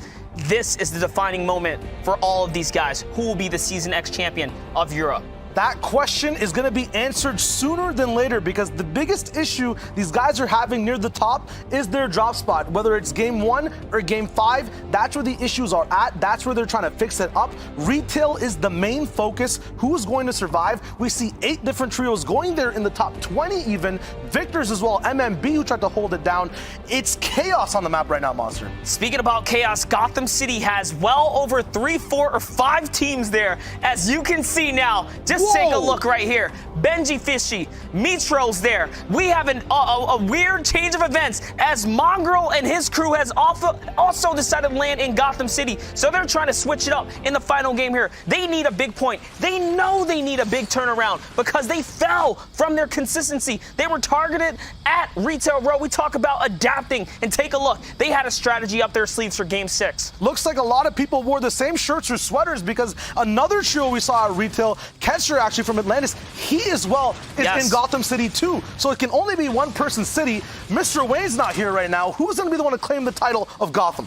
You cannot count out Amplify and his team, who have been sticking here, stride and true since the beginning. So I like what's going on here. Benji and Mitro say, hey, let's get some guns, let's get out of here. We actually don't want to fight all these squads. It's too much of a risk. So instead, they're going to rotate in and make someone else's day miserable. Yeah, look at the effect on the mental. One of the most confident trios on Twitter, on social media, in game as well with their actions, disengaging an early drop.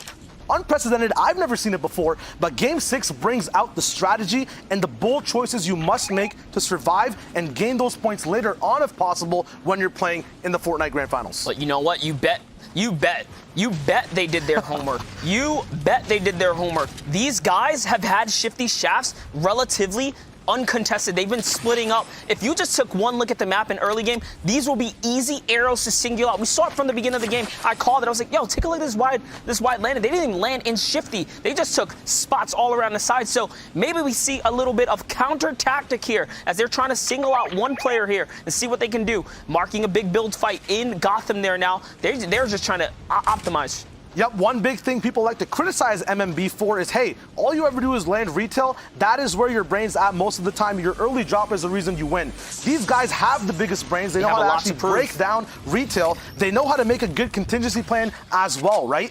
This drop, actually, the split of just taking 2 buildings from Gotham, then moving to Shifty, unlooted as well, is genius, right? And it's not just dropping in a POI. There's a team here. So can they perform outside of their native home, the Retail Row lands? Of course they can, but they have to put it together. The question is, do they have enough loot at this point? All right, Benji Fish coming down here. The fight has already began. They have someone tunneled in and tarped in. Unfortunate for this player here as they're boosting their way through that build. It's Jesse who's going to go down right away. And now that Elim is theirs, and they're all 3 huddled up here. This is not the team you want to get into a box fight with at all, Shayo. Not even that. The worst thing you can do for MMB when you're facing them is giving them confidence, giving them momentum. Might have been lost in these earlier games, but having these hard mats of metal early on, having attack SMG combined with a tactical shotgun, nades, and minis to boot with full shields, even if Mitro's low on HP. His mind is on cloud 9 at the moment. They know they're confident. They're going to now go aggress on this fight. It's going to be a insane game early on in the Fortnite Grand Finals. Hopping over to the other side of the map, you can see teams that were by retail now. Frey, Raze, and Doozy going in for the fight here. They have the high ground. They're in a battle, but someone's going to get rocked from the side there as Poocher gets taken out. And their teammate Doozy gets traded as well. So the down has happened. Quick little ramp reset right there. He's waiting for the edit. Makes it. That's a white shot. You know he's going to go for the next one. Cyber goes down as well. Can they find a third right now as things start to slow down here? Doozy's still knocked, though, so they can get the save off. Yep, this is insane, too, because they're at 10 points right now, right? Yes. Every point gained when it's so close to the top and the bottom as well escalates them in placement overall within the game, too. Solely right now, back against the wall. Raze as well, trying to heal up, maybe pick up dudes if possible. We'll see what goes on at the moment in this fight. Shockwaves are available, though. Once again, a fully fleshed out loadout this early on. Teams are getting even more efficient as they play, but using them at the right time is the proper question, right? Shockwaves have been in the game for so long. I did a breakdown on them earlier in the weeks as well. People are now used to beaming people who use them for an advantage. So timing is crucial for Frey, and timing is crucial for every team in the match at the moment. Just first zone, but it is the last game of the heat. 87 people left alive. Storm Surge is a problem. So taking a look at Stormy's perspective there, he's going to eat the big tactical to the face right there as he was sneaking around the low ground with no health. So that squad has now been taken out. Their run here in the FNCS finals has come to a close. But congrats on making it this far. Just got to give thanks to all the competitors that have pushed throughout the weekend, throughout the qualifiers. This has been a long series of events here. And if you made it this far, you know, you should feel good about yourself. You're still a winner. Yep, let's recap, right? You had to play through those first 5 weeks. That was mentally straining it up because it was the first time people were actually locked into picking trios, learning with their team. There was no chance of escape because then you risk losing those consistency points, right? Now you're in those heats as well, dealing with having those 6 games. You lose those early on. You want to be able to keep that momentum, keep that drive, and adapt your playstyles, as we saw MMB even do, the most momentous team, switching and dropping retail to Gotham. So it's a very good growing experience for everyone, regardless of where you place in the grand finals. Even if you did or did not make it, so many instances to learn from in this entire process. So it looks like Kezher, Marcus, and Trippin probably dropped Amplify, Maso, and their last trio there here in Gotham City as they now own it to themselves with those 3 eliminations, and they could just take free reign over this territory here, get their farm up. That's going to set them up real nice. We saw so many teams land here, but they are the ones who we're going to call king today of Gotham right now. As we already know, Mongrel, Mitra, and Benji did rotate out 2 Shifty Shafts. Just taking a look here at the little map, you can see all of this is unfolded just in the first zone. There's so much action already happening here, and the rotations are already beginning. If I had to guess with the amount of teams heading hard south right now, this zone is probably going to go way down south. Yep, but let's not forget the point breakdown at the top. We have 2 teams with wins who are in contention to actually win the whole thing. 2 teams, the Vic, who was actually at the top before this final Game 5 that just happened, does not have a victory royale. He needs to get one in the book to make sure, just in case there's a tiebreaker, everything's fine. And once again, mention it in other regions as well, everyone is in the same game. So anything that happens to a certain trio on their leaderboard has rippling effects to everyone else behind and ahead of them. Whether it's making people more uncomfortable or making them, kind of ease their minds knowing that they have a secured placement for themselves. There's a lot to think about for these guys, as well as rotating and getting elims on the move around the map. Talking about rotations, you can see over at the map, I think it's Camo, Harmy, and Pepper, but no, wait, MMB is on their way back through Gotham City. I recognize those skins right there. Tripper, Kezher, and Marcus are about to get into a 3-way clash here with one of the strongest trios on the scene right now. They need these elims, they need these points right here, and that's why they're going to be bloodthirsty. They're going to be so hungry to get them because they have to make it into top 5. They have to battle their way back up the train, back up the ladder here, we should say. Benji's in the fray of it. He's in the house. He's hunting here. Mongrel, Mitro find the opportunity. Trippin's actually going to get the first exchange right there. So they're in the lead for the battle right now. But Marcus has no shield either. What is Tripper going to do as he owns all the floors right now? Yep, and at the moment as well, look at the instantaneous, use of utility. Let's look at the top 10 as well at the moment too. We got Boyer at top. They just won the last game. Chink and Stoppy been very consistent on high ground, but have lost 2 of the games too. Falcon Lee, Robabs, and the Vic were staying up there the whole time throughout the day, but now have to reclaim their spot. The top 10 in contention too. The points breakdown, it's just 10 points. Mongo goes down. He actually goes down though. Monro's going to get taken out there by the SMG play. Very sneaky by Tripper, and he converts on Elam. That is not what they wanted to happen here, as they are fighting in a very weird position. And now the aggro is on. They want this. No. They get the shot on Benji, and Benji falls with a big 95. Can Mitro clutch it in the final moments? But he's, of course not. It's 3 shotguns to 1 right there. And Camo, Harmony, and Pepper probably pushing in right here as they have heard the shots. Another trap play comes out. This team is on fire right now. Gotham City is theirs. Bye-bye, Clement. Once again, cannot do anything. Tripper is on a rampage here. Kezer's down, though. Marcus is extremely hurt. If they can't get the siphon right here, he's probably going to have to disengage right now, Shayo. Yep, Tripper's actually going on full throttle, but is almost out of fuel. Now bandaging up again. Let's see if he can drive straight in and get the sub. Kezer's actually going. This is huge. They can have an entire new body, 5 new inventory slots to once again use. The rev is actually going to be coming right up. This fight might just be disengaged. Remember, every player now in the map also saw exactly who went down, right? Sometimes. The Kings they've fallen. They've fallen. That's it. They're out of the running, guys. They've had a great run thus far, and they have fallen indeed. But the respectful disengage here. Clement says, hey, listen, Trip, you hit me pretty hard. That was a nice trade. I'm out of here, buddy. You can have Gotham City, the Kings of Gotham, survive the running. Can they make it to endgame now? As we jump back into Stompy, Chinkin, and Aqua, we saw them hold this position before. Unfortunately now, zone favor is not with them, so they're already moving. Using the hoverboard is going to allow them to cut straight across the field. And when we talk about it, the main problem so far has been the storm surge for them. So now they move on to the next mountain, where they're probably going to siege up against some more players. Yup, the premeditation of this trio, just to know exactly how their drop spot's breaking down. On the right as well, we see Savage and his trio rotating as well. Everyone now is on that wavelength of, listen, the back half of the points, the 15 for the Victory Royale, all the elims you can get on Storm. Oh my God, actually, look, breaking it down. The trio's actually bunched up on this mountain, on the snow side, on the transfer towards Fatal Fields. Top 5. They're in the top 5. This is going to be actually momentous in terms of if there's a knock, if there's a tag on how people are moving, because everyone is a little bit trigger happy. Bella EU I love actually. what just happened. I love what just happened. Oh my. Aqua with the money grenade shots right there are actually going to take him out, forcing a shield bubble to come down, but it's not going to be enough. Shockwave for the disengage here. Tohaj, Caxi, and crew need to get out. Can Bella EU back up in time? They're all so hurt. Aqua's not going to let him go. He's a World Cup champion here. He's not going to let him go. They're on the pressure here. Okay, all right. He decides it's not enough. They back up just far enough. They're doing so good consistency-wise. They don't want to go for it. Little do they know, though, that's some of their biggest competition right there. Yup, the tunnel vision's not there, which is great, but this is kind of the journey they've been through in this entire match, right? They've been hit so hard in the beginning and early on. Now they know the extent of you have to kind of bulk up, and oh my God, who needs bulk when you have precision? Darker only getting even more dark and shady underneath the tree. Not enough time or actually objects in front of you to save yourself, my man. Split off of his trio in the river. That Elam's gonna be confirmed. Remember, it was a 3-point difference for these guys from the top. Now they just caught up. We'll see if this is going to be enough, and these mats and utility dropping going to be enough for these guys to have a more advantage in the late game. Slowly but surely, they're closing that gap there indeed. Crew, Chapix, and their last teammate, Beehive, is here in Fatal Fields. We also have Savage, Item, and Rojo. All of our top 5 contenders so close to one another. These guys are all in the top 10 running here to take away the FNCS finals.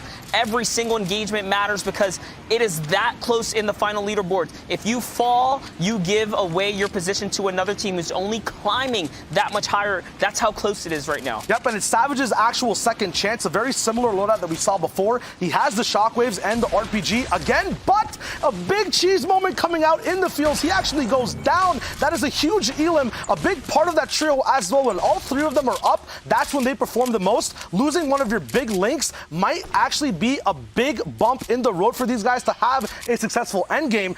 Big win conditions there too. Chug splashes, RPGs, and shockwaves lost to that trio. Now the question is, can they get the reboot card? They own all of this. Item, Rojo, and Savage are in the 5th place right now. Crew Chapix and Beehive are in 8th place. Caxi, Tohaj, and their teammate, they're so high. They're in 3rd place with Bella EU. This is how close it is. They're all next to each other. If any single team take a battle with the other, they're going to fall in the ranks and someone's going to take the lead here.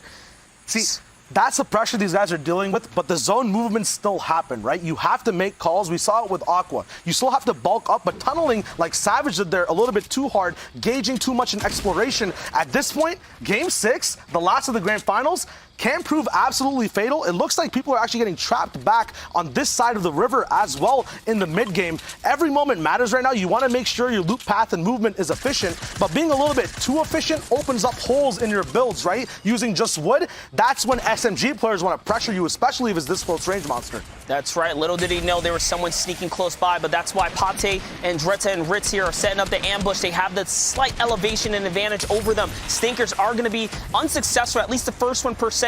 In comes the shield bubble to block any others from coming in, and they want to bring this box battle here. And Dreta's actually underrated when it comes down to box battle, similar to a Clix play style. He is fast, he's sharp, and he's witty with it, and that's why they win this exchange here. Pate and Andretta actually connect so hard right there. Another one. Fish Skin is just going to give it away. They know he's not on the team. Down goal Scalar to the fall right there. And this squad was in 10th or 11th place. Ritz, Andretta, and Pate were in the running, so all of these elims propelled them way high up, as that's a 4-point swing in their favor. Yep, just look at the defensive trigger finger, instantly just dropping shield bubbles anywhere that's possible, taking bold edits without hesitation. Once again, using another shield bubble, which are so crucial on reaction, but now this is pro-reactive. Andretta in the driver's seat, usually as the IGL when things go bad in the trio. He's the one always working within chaos. He knows that, hey, I don't want to be in this situation anymore. Endgame hasn't even started yet. Let's get situated, and then let's move after that. Now the field is kind of calm. We don't see many people going down. This is where all the strats are being made up, Monster. What would be the best play to make for the trios at the top? You gotta claim a mountain. Do what Stompy, Chinkin, and Aqua are doing right now. They have the high ground to the left. And I'll correct myself, Andretta, Ritz, and Pate are actually in 7th when we last checked in, so they are so high in the running, but you have to claim some of that high ground. Get a zone to pass by without any, anything too crazy, because if you're out here, in the fields, this is rough. This is the worst case scenario for you. Yep, right now, this Clusha, right, it's just hesitation. On the mini-map, you can see it as well. People see the zone, but I guess everyone's just calming so hard right now and spending so much time in these hard build mats on the edge. They're kind of wrecking themselves before their game even starts. It is Game 6. There's a lot of pressure at the moment, but you can't let that hinder your game plan moving forward. Now the zone moves. Thomas taking ticks, going for a late launch pad. Provoked is there to watch it, though, taking beams. Falcon Lee, can he get his wings snipped and fall down? No. Gets into a shield bubble, instantly using hard mats as well. Very smart. That 6-game process, learning exactly what you need to do. Has very good tools to use from this range as well. Heavy sniper, infantry rifle. Very good tools to actually get those damage spots done and take these one-off shots from odd angles. We'll see if this trio can use this position on edge circle to hopefully get a zone bounce back and move forward on their rotation. Our first place team, E11 Boyer Vurox and Mortar sitting close by just underneath them right there. Now take a look. We have Left Eye, Zypan, Red Rush up in the high ground, Caxi, Bella EU, and Tohaj just below that. They're all in the safe zone right now. Mind you, beautiful stinkers coming out, just hitting that clutter zone over there of builds, and that's why they're pressuring. Because remember, when you're making that edit, your defense goes down, your back is turned. You can't block the suppressed fire, let alone hear the shots. It becomes that much harder. But taking a look up here, you have Lukey, Artor, and Smiley. Again, they've been in the running. Just we haven't even heard much of them. Just been consistent so far today, and that's what you like to see, new faces rising up here. But Stompy, Chinkin, they have the zone. You think that those are the orange markers on the mountain? Yes, there's no way. There's no way. Yes, it is. The prime time position, the only mountain at the moment that could possibly be hit from this zone. It is the Kings now reigning over the region. MMB is down, Chinkin, Stompy, Aqua are on top at the moment, figuratively and literally on the map as well. They have to battle through from 2nd to 1st at the moment. 2 shield bubbles though, and a lot of utility to use as well. One Elam already down on Stompy, so these guys do have a lot of the pressure that they took off the trio they got the Elam with. We saw that in the river before, so they own this whole backside, using this position, have elevated ground as well. I mentioned this with Lupo the other day, right? When people launch pad, which they will, to them, they're going to deploy right in front of their faces. Having these ARs is going to be huge for these guys. They just got to drop to land right above their heads. If that's not lucky, I don't know what is. But here comes the server. 9 out of the top 10 teams are still in the lobby here. Left Eye is going to fall down to Chinkin as every point just propels them with a huge swing. So here comes the grenades. This is going to be huge pressure. It's just going to trickle down the mountain as well. Remember, these explodes are going to crack open and fracture all of the builds. Taking a look at a little aerial view here, you can see what's going on. Look at this beautiful shot of the high ground hold and how they just have this entire mountain to themselves right now. So what this does for this trio, having this much pressure from 3 different angles, it stops other trios in front of them, and since everyone's on that wavelength of using hard mats, it puts a great wall right in front of their actual high ground, putting more of an elevated mid ground from natural low ground. Follow me with me here, right? If the entire server is elevated, rockets reach your enemies faster. And right, an example that, right there. Artor goes hit down with a huge one. Campfire giving away the location and the placement. Little pressure on the walls there. That's another point that's going to swing in their favor. Finally, they are finding their elims with the high ground. We saw last game they struggled to find it, but they took placement with that high ground. This is going to be another game where they're just going to run it across the tarp here. Heavy Sniper's going to be able to crack something open. Can they follow up with some AR shots? That is the question right now, as the zone is going to cut back across, but they still have the favorable spot. Yep, every single AR shot too, with how they've kind of structured people to stop in front of them and build up, will hit harder. Every headshot will hit for that max damage. The damage drop-off will not be there if they stick close enough to the ground. The big thing is, though, there's so many other shockwaves in the game on other trios. The lower you are, the more risk you kind of run with these shockwaves coming on unexpectedly out of hard mats. You can't predict it, but let's see if the accuracy is high enough for this god trio to get more elims. Mosquitoes all over the server. They have the swatters. Can they get any preliminary elims before this endgame rotation starts? Chinkin is on the lead. Stompy out back. Aqua being the insurance all the way behind the trio. Their hard mats now getting used. Once again, they're on the 5th zone, keeping height. This is how they lose that height and the mats near the end of the game. They have to be very careful, Monster, moving forward. That's right, but they're doing A-OK, as any team that steps up to them is meeting the heavy snipe pump combo as Stompy is putting down the shots here. So Upsy Daisy he goes here. There's still 36 players remaining. Falcony falls down in the feed, unfortunately for him, and Ben, oh my gosh, you just look at the feed lighting up. There goes Mitro. There goes another. As these guys are looking for the shots right now. Can Stompy find another right here? Ooh. And it's not looking quite successful just yet. They still have shield bubbles too if they have to protect any of their back layers here. Yep, tarping out. Chinkin's on top. They're going to be contesting a little bit, but going to stay up. They're only on one tarp, though. Aqua on the back defending, but if there's an immediate shot towards Chinkin and Stompy, that's a bad problem for them. They're going to drop down. The big thing is, well, Monster, look at this. Motor goes down. We have the duo together who perform so well in Worlds together, and Aqua, the overlord who knows the plays, who's won the competition at the back. It's a genius split, very efficient at the moment. The only thing they have to care about and watch out is for their mats. They got to make sure they have the resources to close out this game. Here's why it's perfect. They're so high that they cannot be affected by shockwave, so it doesn't matter. Like, Chinkin might get hit down, but they won't. They're still way up top. And there comes the little assistance, if you want to call it that. This could be a crucial loop delivery for more materials as they fight their way up. Can they get it right here? And Dretta's still in the running. Pate catches Daedra, and Chapix catches another. Ooh. There goes M10 Pepper getting taken out right there. Bye to him. Can they find another? And it is. It's going to be X8, and it's looking like this trio is going to take it away right now if they can just continue to hold out. It's not over yet. G2 Tohaj is still in the game too. Yep, at the moment, 14 people left alive. Looks like there's 9 trios. Placement is still good to go around. Amazingly, Stompy, Chinkin, Aqua still have height from the half and half, from the 4th zone, from the top of the mountain. Now they're on the top of the leaderboards. Shield bubble still there. Heavy Sniper to add some flavor into any elims they can get. Shields being popped. Stompy stomping on the competition below him. There's wood mats now. Players are running out of the important materials to defend them from the game. Nick up top, just look at the actual HP at the moment. No one's actually peeked out out, and if they do, Nyx's health bar gets depleted. They have eyes, not even 6, but it seems like 12, a million eyes on the whole server, top-down monster. That's right, but it's not over yet. We did see Virox for a second in the feed there. We know he's the first place, so he's still getting placement as the server continues to go on. It's anyone's game right now, but can they continue to close out? I love it. Chinken goes all the way up, trying to stay safe right now. Here comes Stomp. He's going to fall down. He's when it gets down and dirty for these elims right here. He has to get in the box plays. Only 9 builds remain. They have the ammunition. They actually have everything. This time around, they're finding some elims.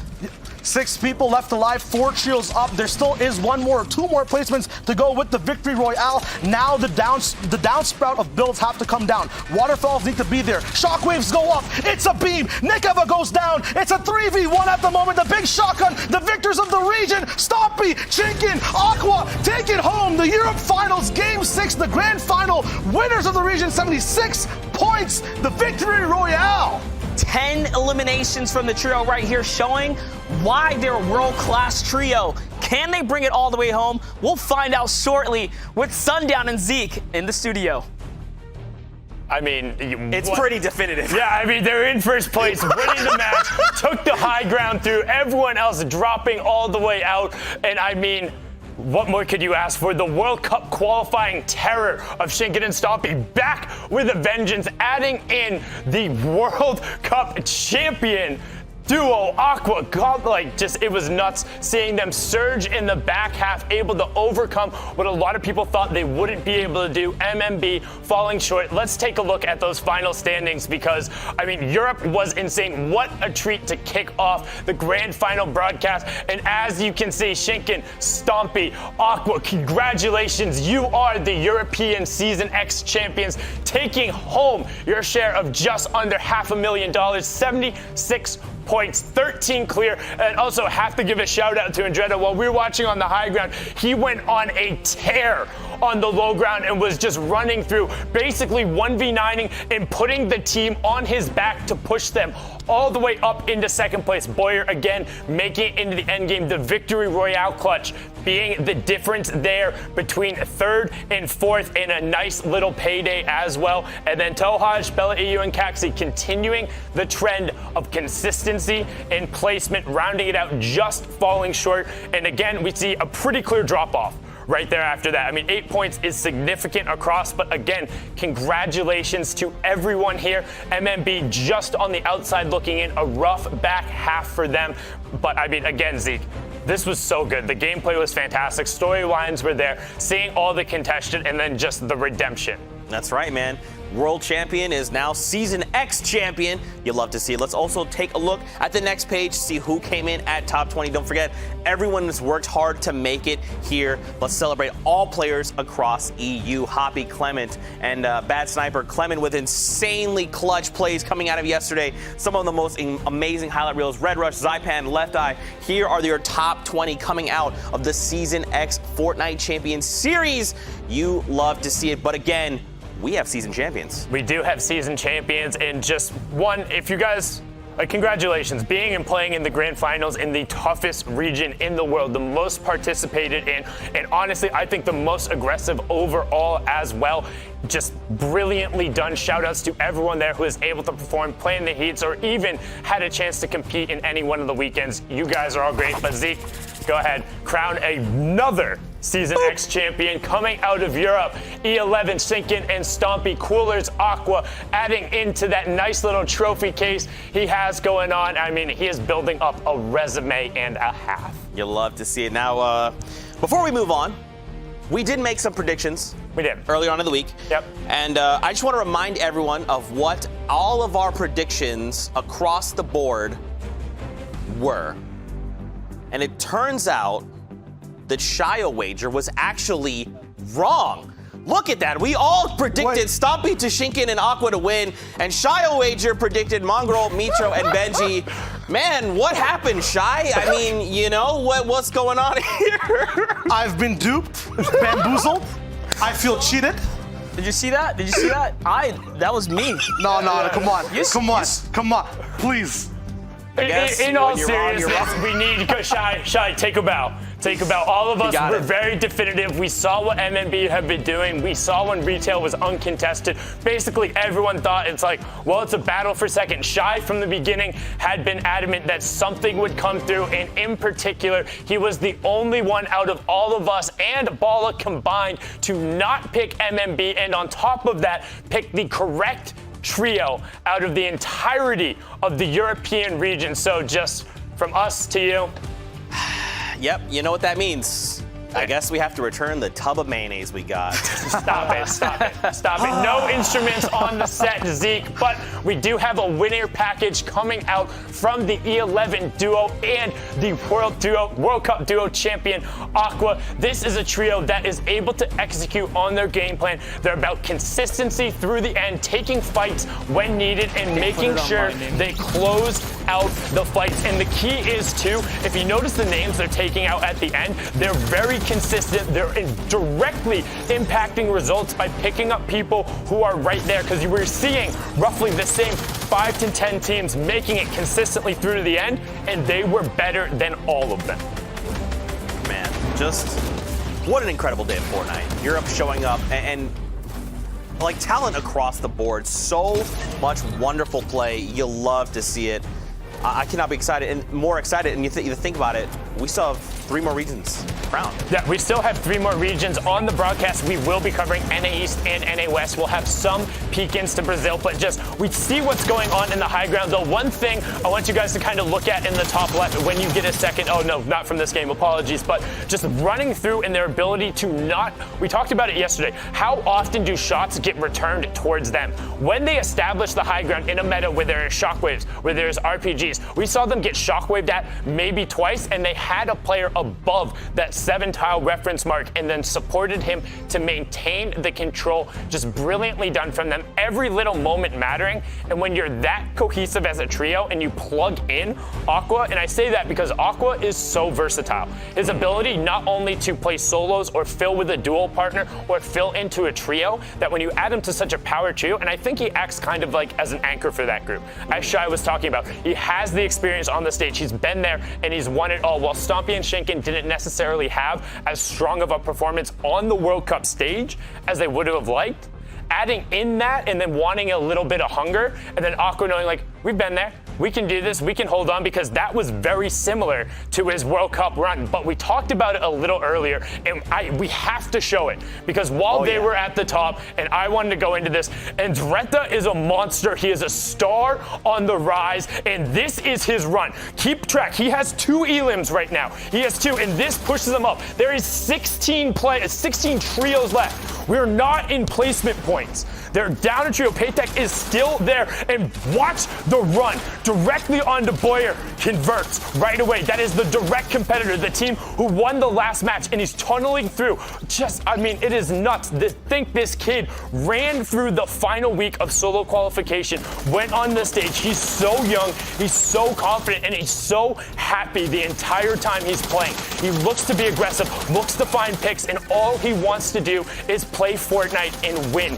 Just finding these angles. Now into the first round of placement points. Keep an eye on the points in the bottom left. Drops into the box. This is Bella EU, Tohaj, and Kaxi, another trio who is directly against. Dropping Daedra, another trio who is up on that board. This is the direct competition. You want to know how to make plays and to close it out in the clutch factor. This run is absurd. Like, he's only had 2 elims, but he set himself up so well to then continue running it out, Zeke. I mean, just watch. And this is the first moment right there where he even got any builds. And it's only 6, by the way. The way he is just patiently waiting. He knows what he has to do. He knows what he needs to do to make sure he brings it home. And then look at that hop back up, playing out in the storm as his teammates get down. Instant onto Verox. Boyer's teammate dropping him out there, pushing himself into top 8. That is a 4-point swing. Getting the conversion on XOXO, now has 30 builds into the top 7, but he's by himself. This is Andretta against the world, already sitting on 4 elims and working back through. I mean, this run is gross, and I can't stress it enough. enough, because this is what Fortnite is about. This is what King did in the solo stage. This is about individual efforts when your back is against the wall, being able to make plays, clutching up when everything else is going on, finding all the edits. Red Rush goes down, closing in on the top 4. It's his 7th elim. He started with 2. There were 30 people. Full eliminates Tohash, who was right there to push into top 4. The run from Misfits and Dretta, absolutely absurd. It put him 1 point clear into 2nd place, earning his trio. And I mean, just such a great way to kick off the broadcast. Again, congratulations to all of you guys. We're going to catch our breath a little bit, slow down. We're going to go to a break, and we will be back with NA East coverage games 1 through 6. So go do whatever you need to do. We'll do what we need to do, and we'll see you back here in a bit.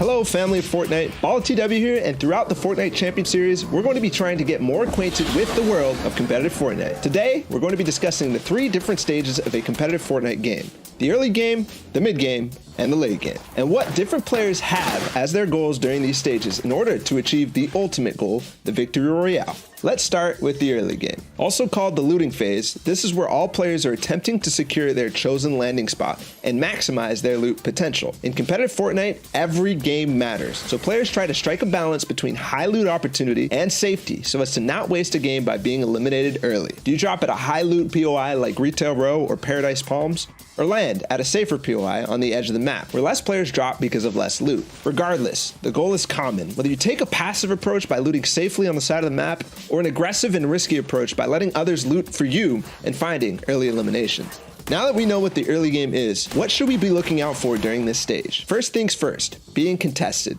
The first realization players make when landing is whether you're being contested or not, to prepare for the upcoming possible fight. Trios want to try to force your opponent into the more disadvantageous position cut off from loot potential. Either they have to make a desperation push, or they're stuck with less loot where you can easily clean up.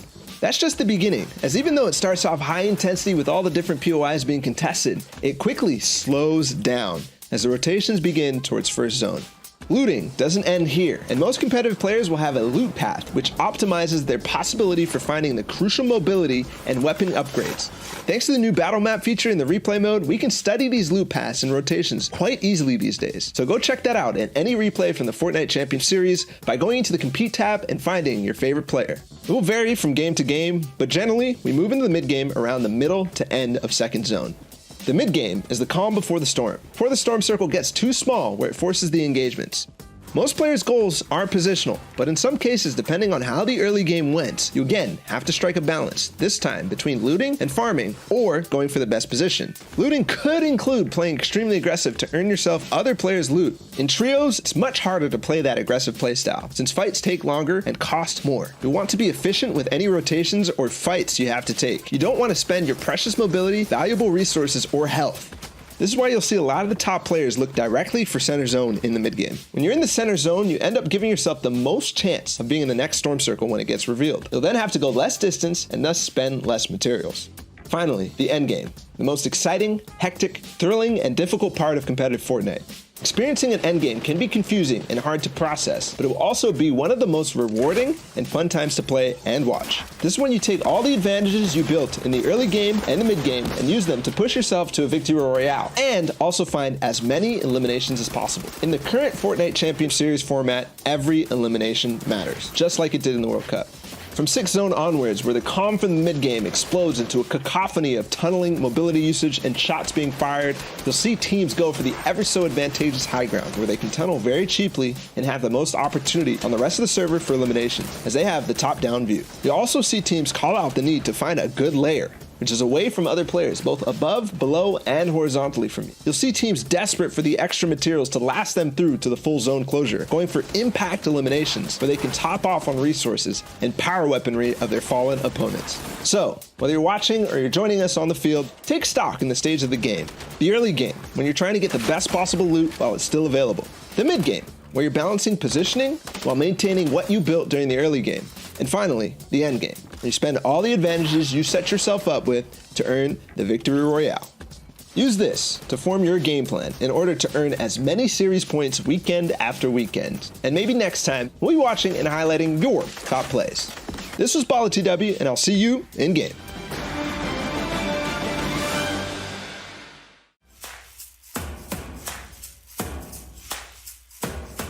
What's up, everyone, and welcome back to Plays of the Week. My name's Sundown, and over the past weekend, we saw the FNCS action resume, and there are a number of players able to elevate their gameplay to the next level. Whether it's shockwave plays to take height or grenade launcher plays to survive the storm, let's dive on in and see what went down. So we'll start right off here with WGS's QOO as he gets shockwaved out into the zone, but 6 Rocket says he'll be able to get back in. You see that 10 tick going over. Lammy gets insta-exploded and he gets 2 other downs, uses the ramp push to jump back in the zone. Now you can see here another hyper-intelligent play from QOO, looking back into the zone and dropping the high ground, to which him and Jag will then be able to retake.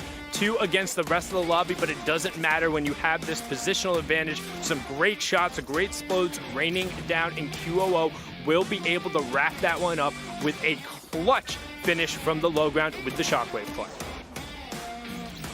Now we're going to jump on over to Middle East, where we see the back-to-back champions of Fiesel, Klops, and Hero Kappa able to run off here and keep an eye on that ticker in the right-hand side there. You saw Hero Kappa started off with 1 Elam. He's going to rock out 5 back-to-back, no problem, taking walls, using the Kuna stairs on the edit to close that one out. Brilliantly done from him there. Now over to Europe, where we're on board with Benji Fishy in a great push down after he got the rifle onto Osmo to pick up a nice little double Elam, but we're not done with the clip yet. As he's trying to get back into the zone, this is what makes Benji one of the best of the best. As he gets trapped in, jumps out, hits the shot anyway. And speaking of, now we have the Solari boys coming out of France, and they've been drawing this play up. They're bringing it all the way back to the playground, making sure they get that one there, and you see explode after explode after explode, making sure they have the angles, making sure they have the timing. And that's 9 grenades coming raining down from above as they pick up a clean triple elimination. Now on board with the laser, you have Mongrel himself, just knocking down players over and over, and you should have heard his maniacal laugh as they went down. And now we're on board with another World Cup qualifier here. We have Clix, who's able to get the clutch revive off onto Crims, keeping all 3 of them in the match. Right as the Storm would have been able to tick him over, Crims does get up with enough time to get in just with the 10 HP there. And now all of a sudden, on high ground, full control, they're going to be able to close out another victory royale.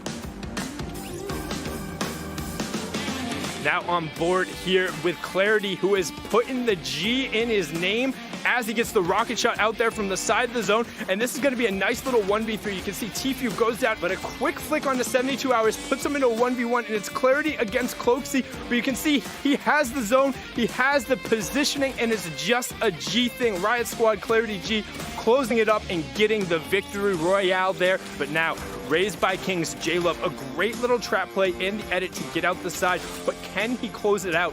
Uses the RPG to then knock down the players from height, and look what he's going to do in this situation. 1 shockwave left, make sure he reloads that rocket launcher, goes up and fires it down immediately, and then gets the flick. Brilliantly done from J-Love, and let's close it out with Ty Tanks, the winner in NA West. A nice quick scope with the Storm Scout sniper rifle. It had to be the headshot, and it was.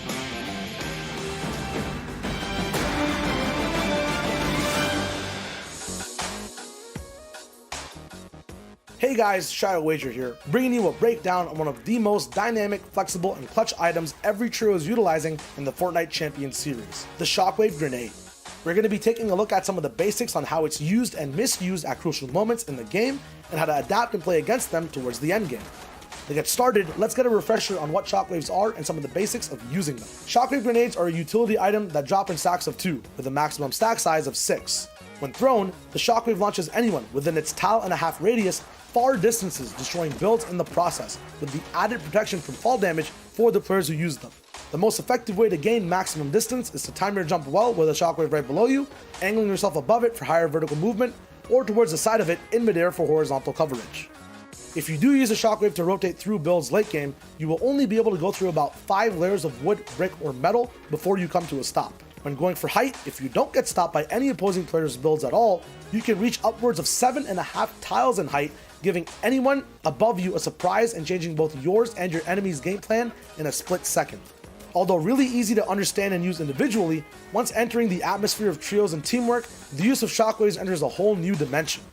There are deciding factors in win conditions if used properly, allowing for easy positioning and rotations. Using them and sticking together after the landing is efficient and gets your whole trio online, ready to fire at a faster rate compared to the rest of the competition. Saving these grenades for later use brings an element of surprise as well, and a level of shock to the whole server. Looking at 8th and 9th zones with densely packed endgames, vertical shockwaves make high ground and mid ground layers crumble, and give patient trios and surviving solos a way to counter long tarps and bases towering above them. Facing off against 3 players usually proves fatal though, as you are vulnerable throughout your whole flight and easily targeted by the trio you're trying to attack. Turbo building walls on the way up from your shockwave can work against this though, but gives your newfound height poor foundation, easily shot out and focused from below. Panicking with shockwaves in your own box and misusing them is always an irreversible mistake during the game, giving you poor positioning split away from your trio, costing you building resources, or ultimately you and your teammates their entire health and shield pool if used at the absolute incorrect moment. To counteract the chaos from shockwaves, new and clean strategies are put in place to negate the negatives and potential mishaps in certain situations. When going for height, separately boxing up before using the shockwaves and going for height then allows you to have power in numbers as 3 players get a vertical rotation together, overwhelming the competition.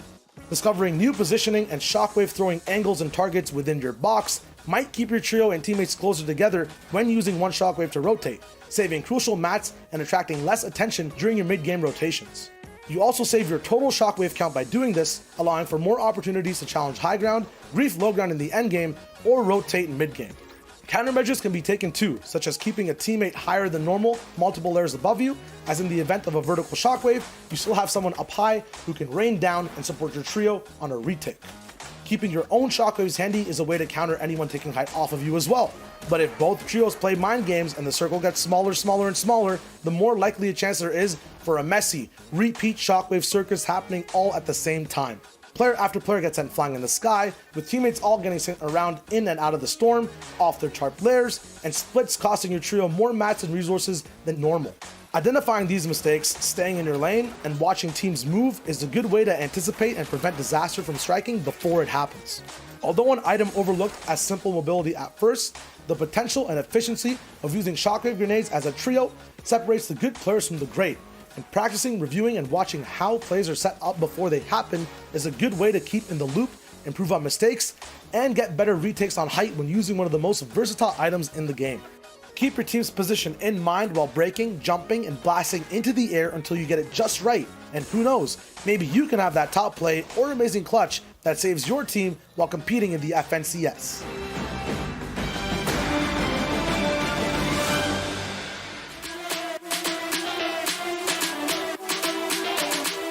What's up everyone, Sundown here, and welcome back to our 4th installment of Plays of the Week. Around the globe, players were able to have some outstanding performances to close out Week 4. Let's dive on in and take a look. We'll kick off the action over in NA West as Edgy, Rex, and Scented are able to go to work in the close quarters of Paradise Palms.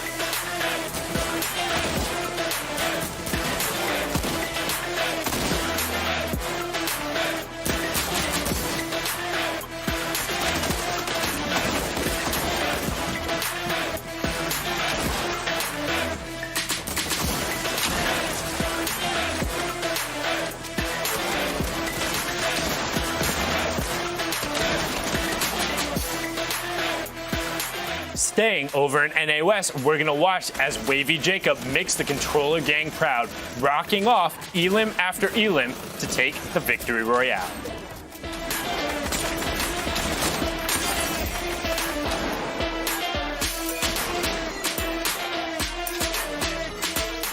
Hopping on over to NA East, we're on board with the World Cup solo champion Bugga, as he's able to use the heavy sniper to put down 2 of the FaZe members and then go to work in the early game.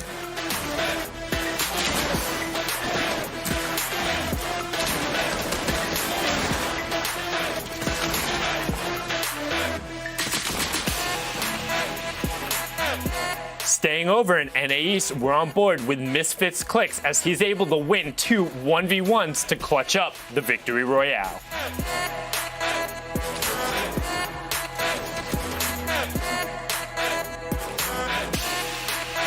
Hopping across the pond, we're on board with the walking highlight reel himself, Mongrel.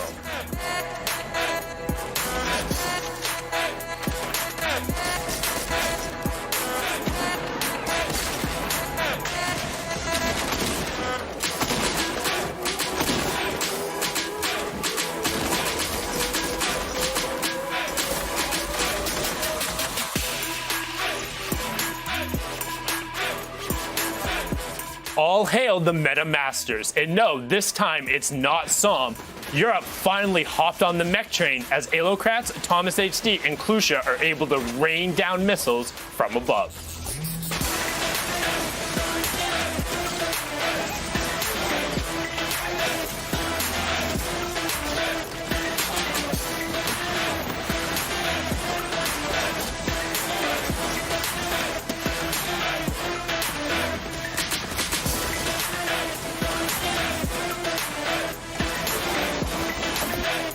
From across the pond to down under, we're going to hop on board with Link, Worthy, and Goobas as they continue to show their dominance in the Oceania region.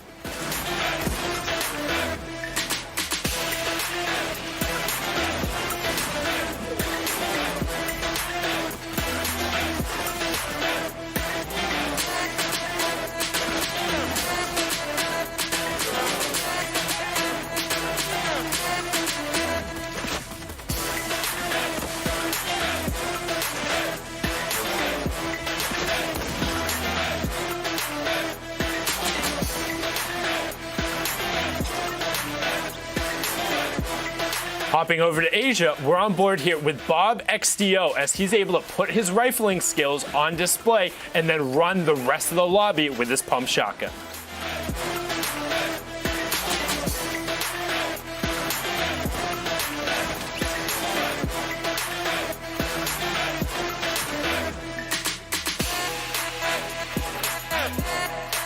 Over in Brazil, we see Mastier is a one-man wrecking crew as he's able to drop the rest of the lobby on the way to a victory royale.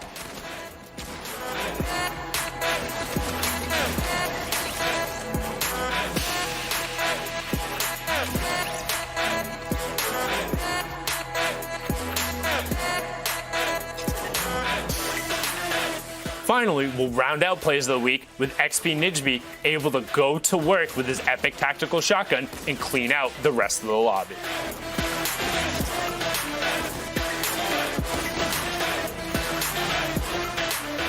Thank you so much for watching this edition of Plays of the Week, and make sure you keep your eyes peeled for some additional content as we head into the 5th and final week of FNCS qualifying action.